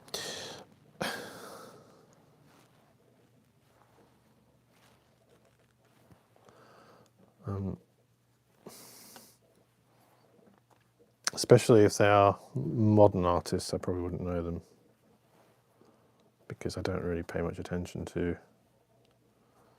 the modern art world or the modern TikTok world, or art talk and all that lot on Instagram. I should do, but I do my own thing.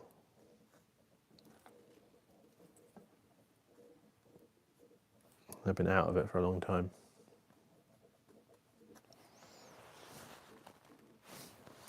But I'll check them out. I'll Google them.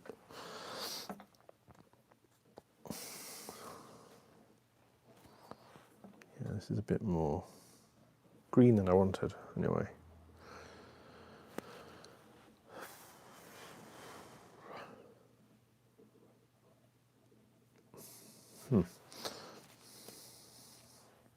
Maybe a little more.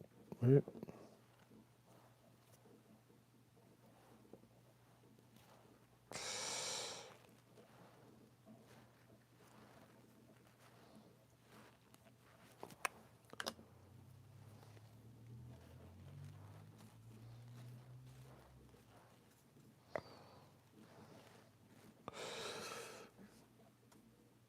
that's too dark. That's not. Nope. Off. Probably need to change water, actually. I should really clean that as well. That's where these little sponges, these are coral sponges from, I'm sure there's probably some reason why you shouldn't use these now. Probably. I've had these for many years, but I don't know if there's, but you can use synthetic sponges, but I always find the coral sponges last longer. Hopefully they're not being ripped for some dodgy destroying the coral. Hopefully not. Hopefully they are responsibly obtained. But I mean, that's always a trade-off, isn't it? Because something like this, a proper sponge, can work for, and we've had these for, I don't know, this for at least 5 years. Whereas like you've got something that's plastic, it's microplastics and all that crap. So it's like one evil or the other.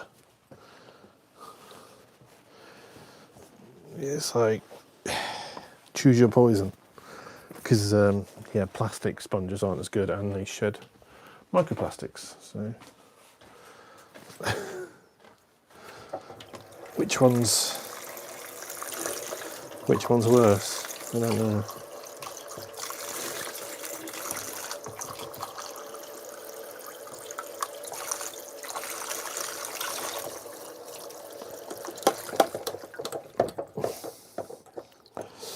a missile of me getting new water, which is important for watercolour work. I would usually, if I wasn't doing this live, I probably would have got more water, because it a bit like I was trying to do the wash there, it was difficult to do that without muddying it up. I wanted sort of a very yellowy green. I wanted more of a kind of a lemony green with a sort of hint of blue, with a lot of yellow. And you'll find it gets harder and harder as the water gets sort of muddier to work with. That's something you can do, is actually work on yellows first, and that's always a good way. That's sometimes a good way of doing it. Yeah, it feels muddy. Yeah. And also, sometimes you have to clean your watercolours. And still not totally happy with that, but yep.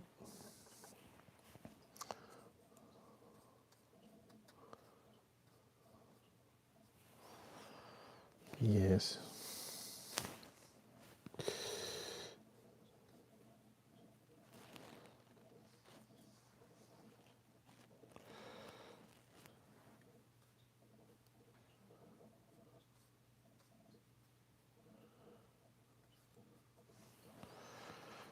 Anyway.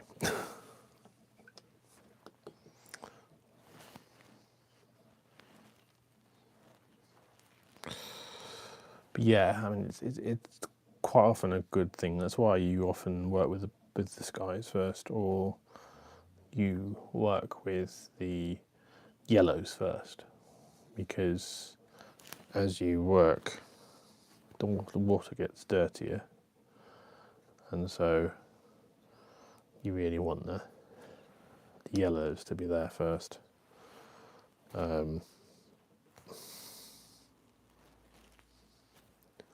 It's not always possible to keep the highlights in the same way, though.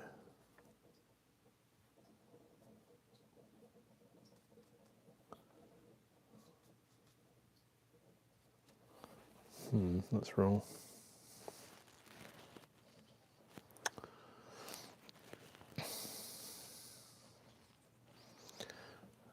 Throw in some blue to make those.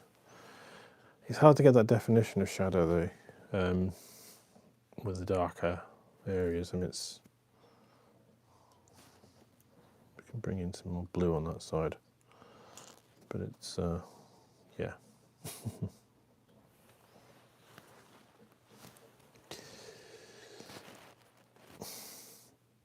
That's exactly the kind of thing I was talking about. It's the fact that I'm trying to get the level of shadow in.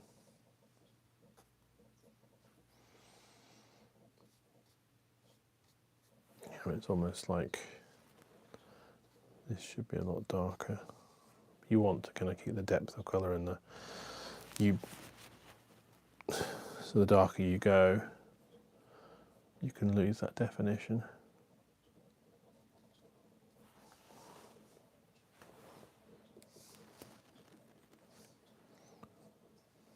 But certainly on that side, it's much more bluer, greener, yellow on that side.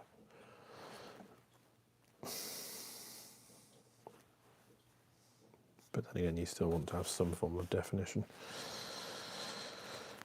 which is why tertiaries can be helpful, like here. To sort of darken things down, sort of soften them.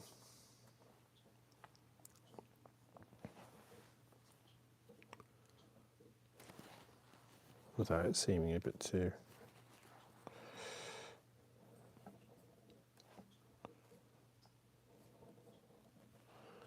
much.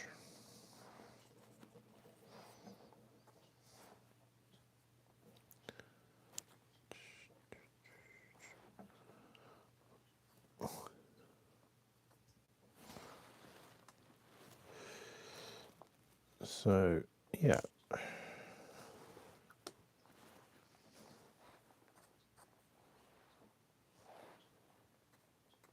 Yes, maybe not.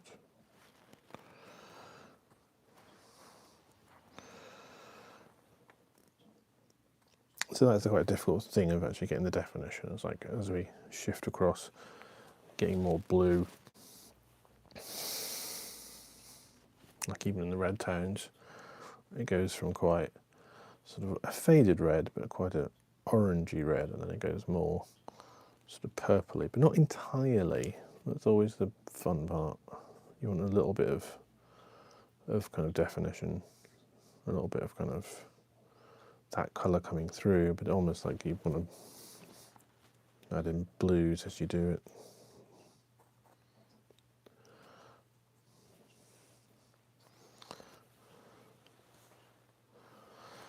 Anyway.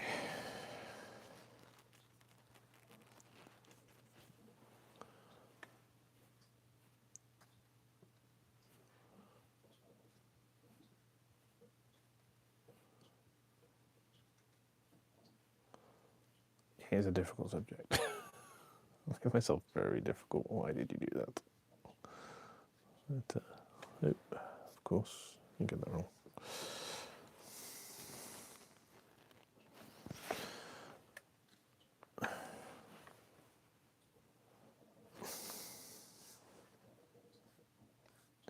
Especially the kind of the shine of that and the.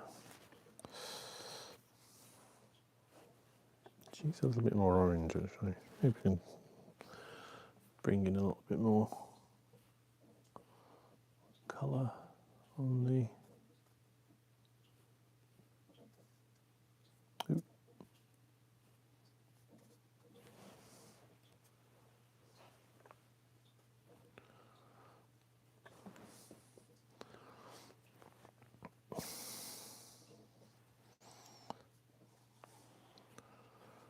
And you've got the red lips as well, which is always something you can add right in the end. And brown eyes, but I'm a bit loath to do that too much for that reason.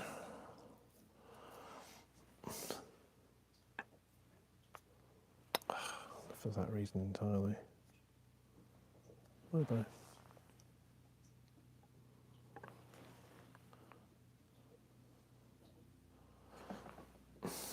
And also, you can be naughty and you can kind of correct things, like with colour. I mean, not entirely, I can't really correct the dress thing, but you know, if you've got a line that's off, you can actually just go through and just put the colour in, and then people's eyes are, you know, will see that. They won't see the thing. They won't see the. It's a bit of a naughty trick. They're not really naughty. That's not right. It's a bit of a sort of a look over here.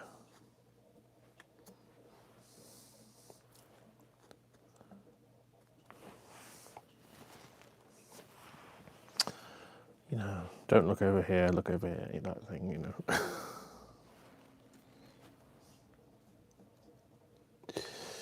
Yeah, this is why I was a bit worried about these cream colours, because it is very hard to get like a sort of a shadowed cream colour.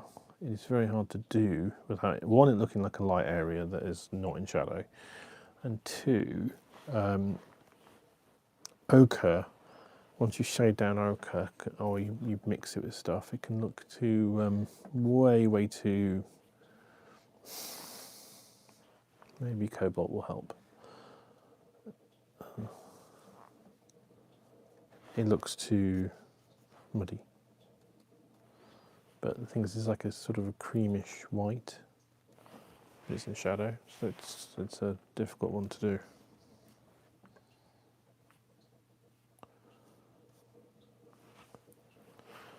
I struggle with it.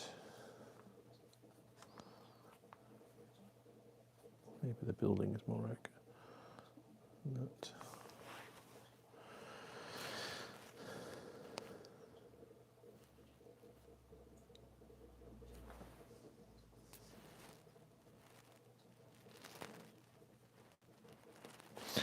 This is where mixing blacks with, because one of the ways of doing, actually it's alizarin, I think I was doing it before, I was doing it with normal red, but you can create a sort of a black with alizarin crimson and green. Maybe I'll do that. That's why I know. Thalo is fun, because as soon as you try and do that, it can look a bit much.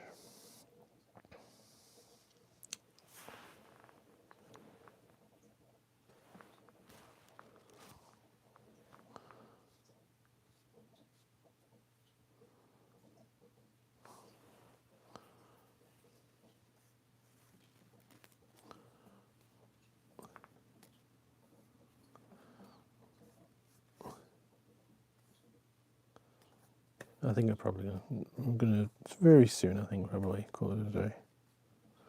I haven't had any tea. I haven't eaten. Wait, not happy about that. Lift. If in doubt, lift. Maybe a little bit too bright, but it is quite red there.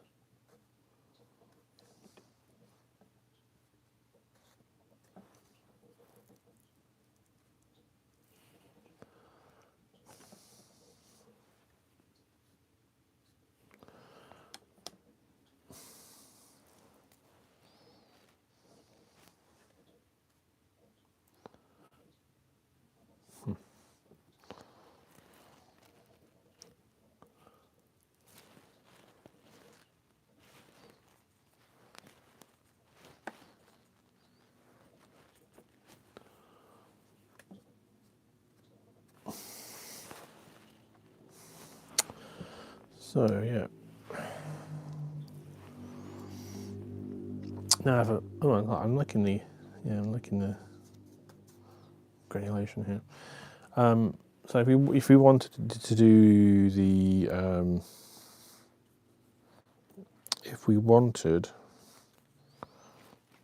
I think if I was going to do more work with this, and as usual, I'm using not using the wrong brush. Should have switched to a finer brush for this. But as usual, I would possibly even maybe go in and redraw this bit, or I mean, there's an element where you could possibly do this. Yep. Lift, but I don't know if that would work. It is quite in shadow, so it's not. There we are. So you can lift certain colours very gently, but it's always a fun one. You lose the highlights, you never totally get them back.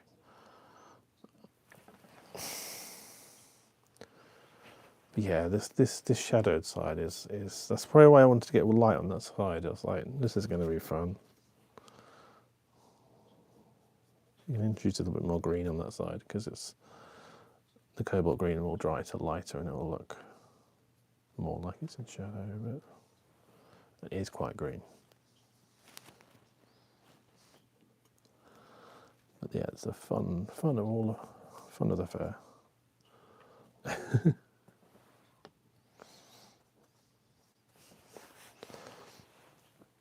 You've got some definition. It's difficult to get that sort of 3D-ness of the fact that it's. Because if I lay over, say, cobalt green over this sort of stuff, it's probably gonna then not start looking red.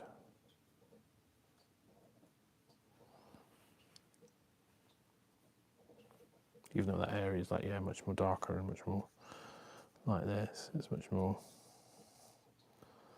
tonally lighter.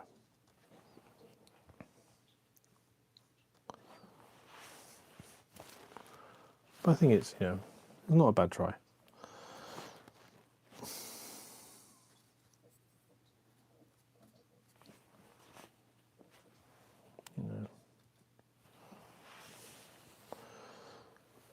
It's not bad. How long has this been going on for? How long has this going on for? Okay, let's see. 114, wow. Yeah, I think that's probably as far as I'm going to go with this. I could try and darken these bits down. I think it would just possibly just screw it up. It's not bad. I mean, yeah, the perspective could be a bit better. Also, it'd be nicer if I'd sort of started drawing it a bit further up and then we got more of the bottom of the tin, maybe. But that's always the thing about not sketching out beforehand. You can't really work out exactly where you're going to go on the page. I'm very bad for that, starting a bit too down and go, oh, actually there's no space for that. But I'm pretty happy with her. Apart from, yeah, that dress should be lower down. And the gold as well, that was fun to do, but I think that's not too bad. Trying to do this shadow, that's why I wanted to have more defined light either coming in this way or maybe a light coming through this way. So I could, because that's quite a complex thing to do, which is this very kind of sort of like flat. This bear is darker, but it's not in a lot of shadow. That's a difficult thing to do with it's a difficult thing to do in watercolor. Is that kind of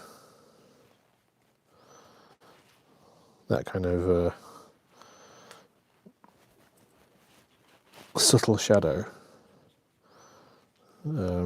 I've struggled with that in the past. You know, I have done it in pieces, but it's a bit like trying to do white cliffs.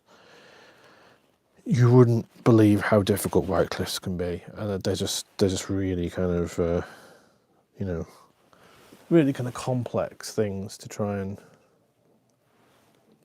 do. A little bit of that in there, and then it'll probably fade to a darker colour. So.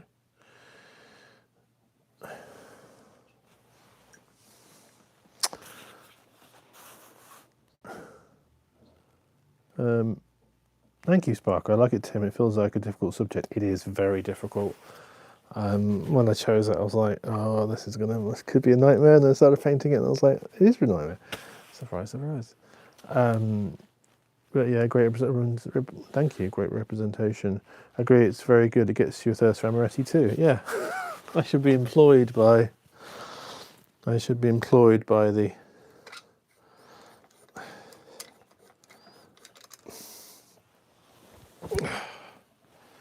I should be employed by the Amaretti board, really.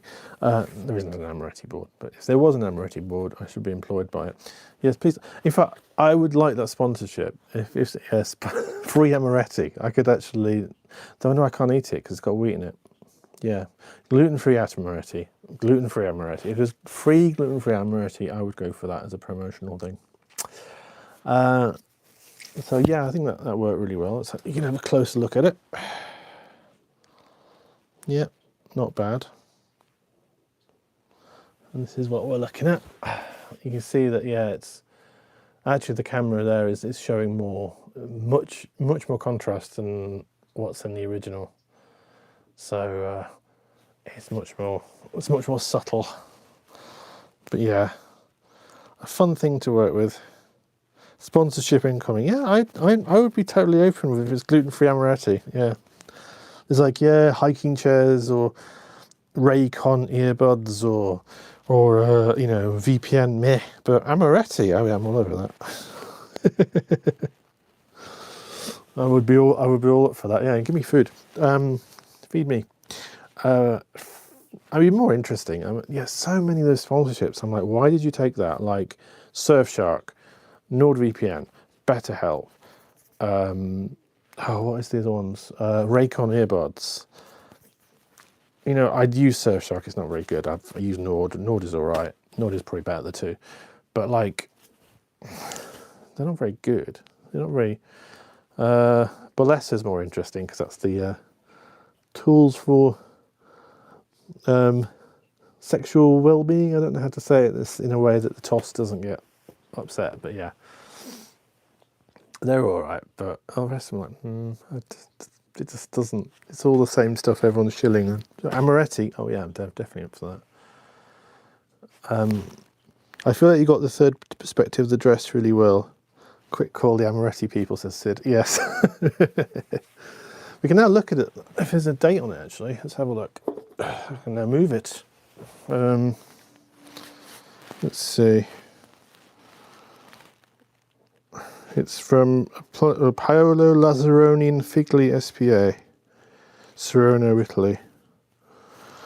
Lazzaroni, that's who'd make it. Is there a date on it? Is there a date on it? I can't. I'll show you. I can't see a date. That's who make it. The fact that it's in grams and it's the net weight Oz, it's not that old. Original Italian product. Mustard sciroppi. Coloniali liquori. Oh, they've got liquor in them. Caramel Fantasia. On the bottom. Ah, you're right. Very correct.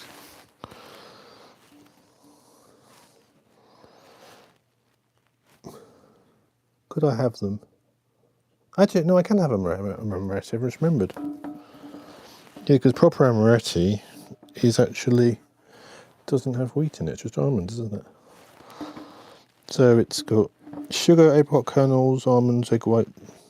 It's still in a cool place. I don't see a date on it. There's a barcode which says that it's not that old. But yeah, no date on it. It probably would have been there. 09, I think. Was that the wrong way around?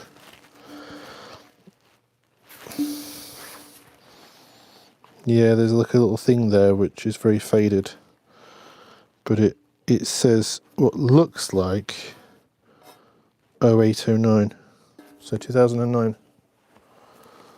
So yeah, but I'm sure it's probably a design that they've been using since probably Victorian times, this kind of thing. Yeah. It's Italy fanatic, yeah. Yeah, so it's very faded. That's very faded there, but I think you see 0809. So 2009. So they probably got it before 2009. As I say, we didn't go to Italy together until 2011, so it wasn't from that trip. So I don't know if he got it here or got it over there. But he didn't go with me, if he did. He didn't go with me. But he used to go with his other friends to places like Italy, so it's probably one of those trips. But yeah, it does look. It looks like a design they've probably had for a long time. You know, I don't think it's mock. It looks you can tell. The reason why you can tell that is look at her. You just don't. That is 10 of the 20th century. You just don't sort of. That artistic style doesn't exist anymore. I don't know what that is. I don't know if that's the motto of the looks like the she-wolf of Rome, but I don't know what that is. It's like a hyena, Italian hyena. So yeah, she looks very, very like 1910s, maybe 1900s. You know, and yeah, Liberty style, yeah, and I love that. I love that sort of thing. I love that sort of early 20th century thing. But as I say, I find it interesting. Biscotti specialita amaretti. Sorry the pronunciation. But I love all of this. I might come back to. I might do the other side at some point because that is beautiful. I love the whole. It would be called arts and crafts here, is what they called it here. This sort of thing would be arts and crafts, sort of harking back to almost medieval stuff, the heraldic stuff. Very much like Pre-Raphaelite Brotherhood. That's the Memorial in Rome. Oh, well, the green. All the... Oh, I know that. Yeah, that... I've been there. Yes, I know that is. Yeah, I know where that is. I've been there. Yeah, the building, yeah. I have been past it, yes. That's why I was thinking whether that was the she-wolf of Rome, because it looks like one of the sculptures that's in Rome. Romulus and Remus. Caramel Fantasia. But yeah, this sort of style with the heraldic things is very pre-Raphaelite Brotherhood. She's more modern than that. She's a bit more modern in the thing, but that whole thing was a big in the Victorian time here. These sort of interlinks and that sort of stuff is Art Nouveau as well, which was fairly big here, Art Nouveau. But yeah, it's the wolf. You just see one wolf. Yeah, I know. It could be that she's hiding the fact there's the Romulus and Remus, the suckling or something behind her. I don't know. But yeah, it's the Romulus and Remus. Yeah, I love that story. But it's yeah, I'm sure that's also a building in Rome, or maybe Milan. Caramel Fantasia. But yeah, I love all this, and as I say, I'm a big fan of pre-Raphaelite. Well, not entirely, but I live not too far from where Ophelia Millet painted Ophelia, and I've been there and I've done drawings there. I am a fan of, not a massive fan of Millet, but I do like that painting, and you know, that whole pre-Raphaelite thing was around where I live, so. Pre-Raphaelites were big, and Art Nouveau was probably bigger on posters here. I don't know if it was a really massive movement, unless you're talking about, what's his name? Macintosh, which kind of is arts and crafts meets Art Nouveau. And again, he liked all this sort of decoration, but more abstract. Great art in the minority period. Yeah, I'd say so. That's why I kept it. I was like, oh, wow. As I say, at some point I might try and do the back of it, because that would be quite interesting. Yeah, cool. But yeah, no, that I'm always fascinated by. I've done quite a bit of, not a massive amount, but a fair amount of packaging. As I said, I did the I've done things like chocolate packets and things like that, and I'm fascinated by them, and they're quite difficult to do. Frere, it wasn't Frere Rocher, it was the other one, the one with the red packaging. But yeah, I think it's time for me to try and get some food, actually. And I don't know what I'm going to have to eat, actually. I might see what's in the freezer. And I hope you enjoyed this, and this amazingly long stream. Not as long as, I think, the last one. The one I did Blokey in, the statue, was 160. And I was like, whoa, that's 2.5 hours. Here we are, 150. We're not far off from it. Yeah, this is when I do something very detailed, it takes a while for it to actually do it. So, and then I'm chatting. It's why I did one of my little sketchbooks at the start. I didn't want to spend a lot of time doing that, and just went straight into the art. But then we had trying to get the pen to work, which was a failure. So to see what I'm going to do with this pen, I have a feeling the seller's going to be like, oh, it's none of my business. But we could always see what they say. See if they give me a new one, but they probably won't. But for £5, it's not the end of the world. Very interesting stream, Tim. Wasted on me, but glad to be here at this hour. Yes, well, I quite often eat at 2 or 3 in the morning. At the moment, I don't like doing it, but once I've got my work done, and I'm sleeping till late, so I quite often eat really late. It's not good for me, but the problem is that I'm nocturnal at the moment, because of the cold weather and because of stuff that's happening. I'm not in a day mode, I'm in night mode, so hence why I'm eating at this time. And the stream has sort of delayed that a bit as well, but I wouldn't have eaten until quite late, until about midnight anyway. So yeah, I'm not happy with it. I keep trying to get back to day mode, and I get back to day mode to see a friend, and then I go, and then I sleep long or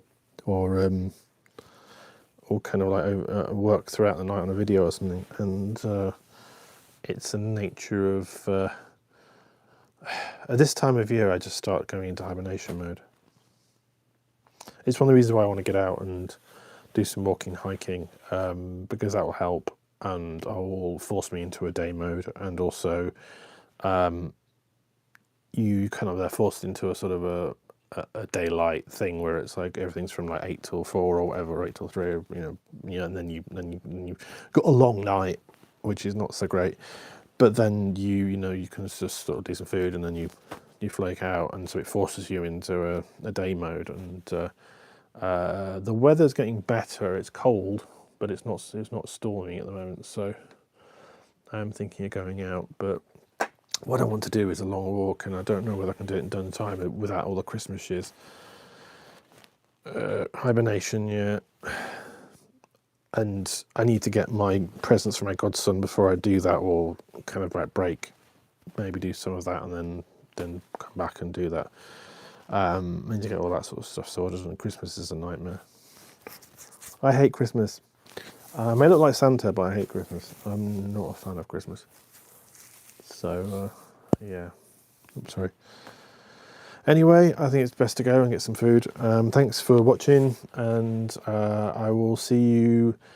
I'm glad I managed to do this on a Friday, hence why it's late. Stuff. Saturday wouldn't have been possible because of the opera, and then I'm usually doing shopping on Saturday, hence why it doesn't happen on Saturdays. So I think the next stream will be probably sometime next week. I probably won't do it on Sunday, probably on Tuesday. I haven't actually got anything on Tuesday. The reason I haven't been doing that is I was seeing a friend for dinner on last Tuesday, and then I was, before that, I think I was seeing Molly, so it was like two friends things came at the same time. So, so I should hopefully go back to the Tuesday, Friday thing. Hopefully. If it wasn't for an annoying dog, I would definitely be hibernating. Yeah, that's one of the reasons why I haven't got a dog. I'd love to have a dog. I love dogs. John said he would... John said yes to a dog and then said no when I actually came back to him and said, "Oh, let's get a dog now." At the time I was like, "No," I was not sure. And then when I was like, "Yes," he was like, "No." It's weird. He almost, when I moved in, he said, "Oh, you could adopt," which was like, no. That's a kind of a decision for the both of us. It was a very strange thing to say. But at the same time, he said, "Oh, if you want to get a dog or something." And then years later, I was like, "Oh, yeah, well, actually, no, I want to get a dog." And he was like, "No." So I've always wanted to get one, but I'm aware that my weird cycles and my I don't live in, I can't really call it. Is it biorhythms, or is it whatever your cycle is? My cycle is not 24 hours. So I struggle to stay into the day mode for everyone else because I'm always out of sync with everyone. And I'm aware that dogs and cats need need feeding at certain times and need walking at certain times, and that would be a struggle. So, circadian rhythms, yeah. My circadian rhythms are well off. Yeah, circadian is yeah. My circadian rhythms are definitely not 24-hour loop. They are 25 or 23 or whatever. They're not in sync. So I've always struggled ever since I was small to, I was unusual. I was a child who slept in late. My parents loved that, but yeah, in later years it was kind of a problem with school and everything, and school and work. And it's why I prefer working for myself. But the problem with working for myself, like I do with videos and other projects, is that I then don't have to live in a sort of a time frame that everyone else is in, and it gets a problem when you're trying to do hikes or you're trying to see people. and you have to suddenly get back into a normal time frame. And then I quite often revert back quite quickly when I'm like annoyed at myself.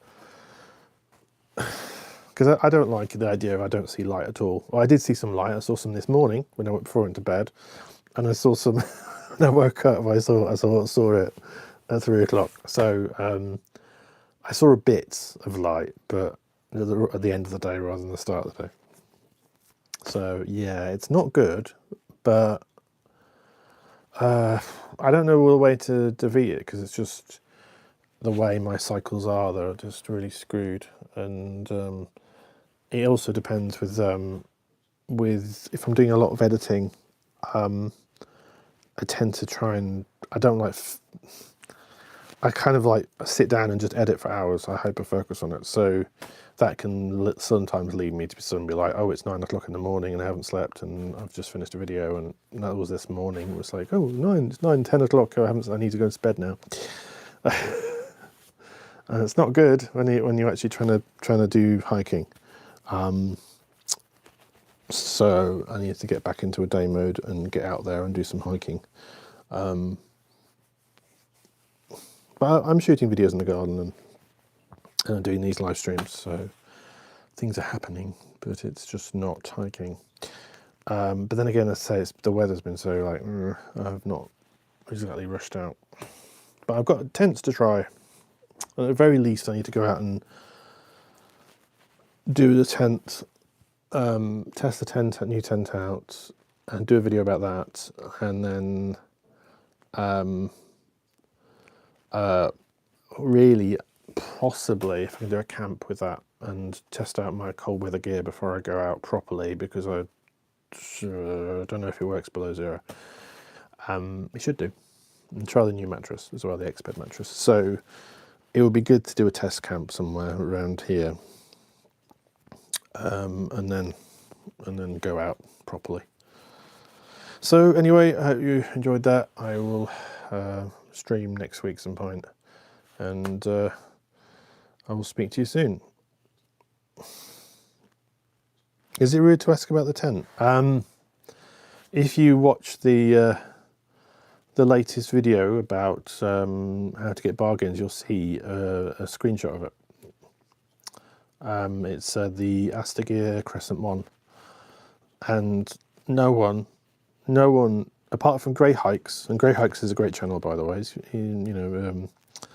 He's pretty much no one is using that tent, and I have 2 sets of poles now, so I'm going to double pole it, and I've got the little, one of the things he did was he worked out how to double pole it, so you got 2 poles on it, so it's about just over 2 kilograms, like 2.1 kilograms with 2 poles. With the one pole it's 1.8 kilograms. It's about 100 quid, and obviously the extra poles are more, but like 20 quid. But long story, I ended up with 2 tents accidentally, so for free. Well, one was free, because they accidentally put a tent in the garden. They delivered one of the tents and put it under a bush in the garden, and so I was like, where's the tent? And I spoke to the thing, and they sent me another tent, and then I found the original tent. It's ridiculous. It's like, why did the courier put it in a random bush? So I've actually got 2 tents now, and so I can double pole it with the original poles, which is what I'm going to do. Yeah, so no explanation needed. Yeah, yeah, it's just so that is a tent I'm going to be trying, and it looks like a good 1-person tent. It looks like it's hopefully big enough for my pack as well, and I want to try that. And then I will double pole it. I might do that the day I do the video, and try and mod it, and then that tent should be okay for going on Dartmoor and like more extreme stuffs. But yeah, I think it's time for me to go and get my dinner. Anyway, I'll speak to you soon. Bye. Bye.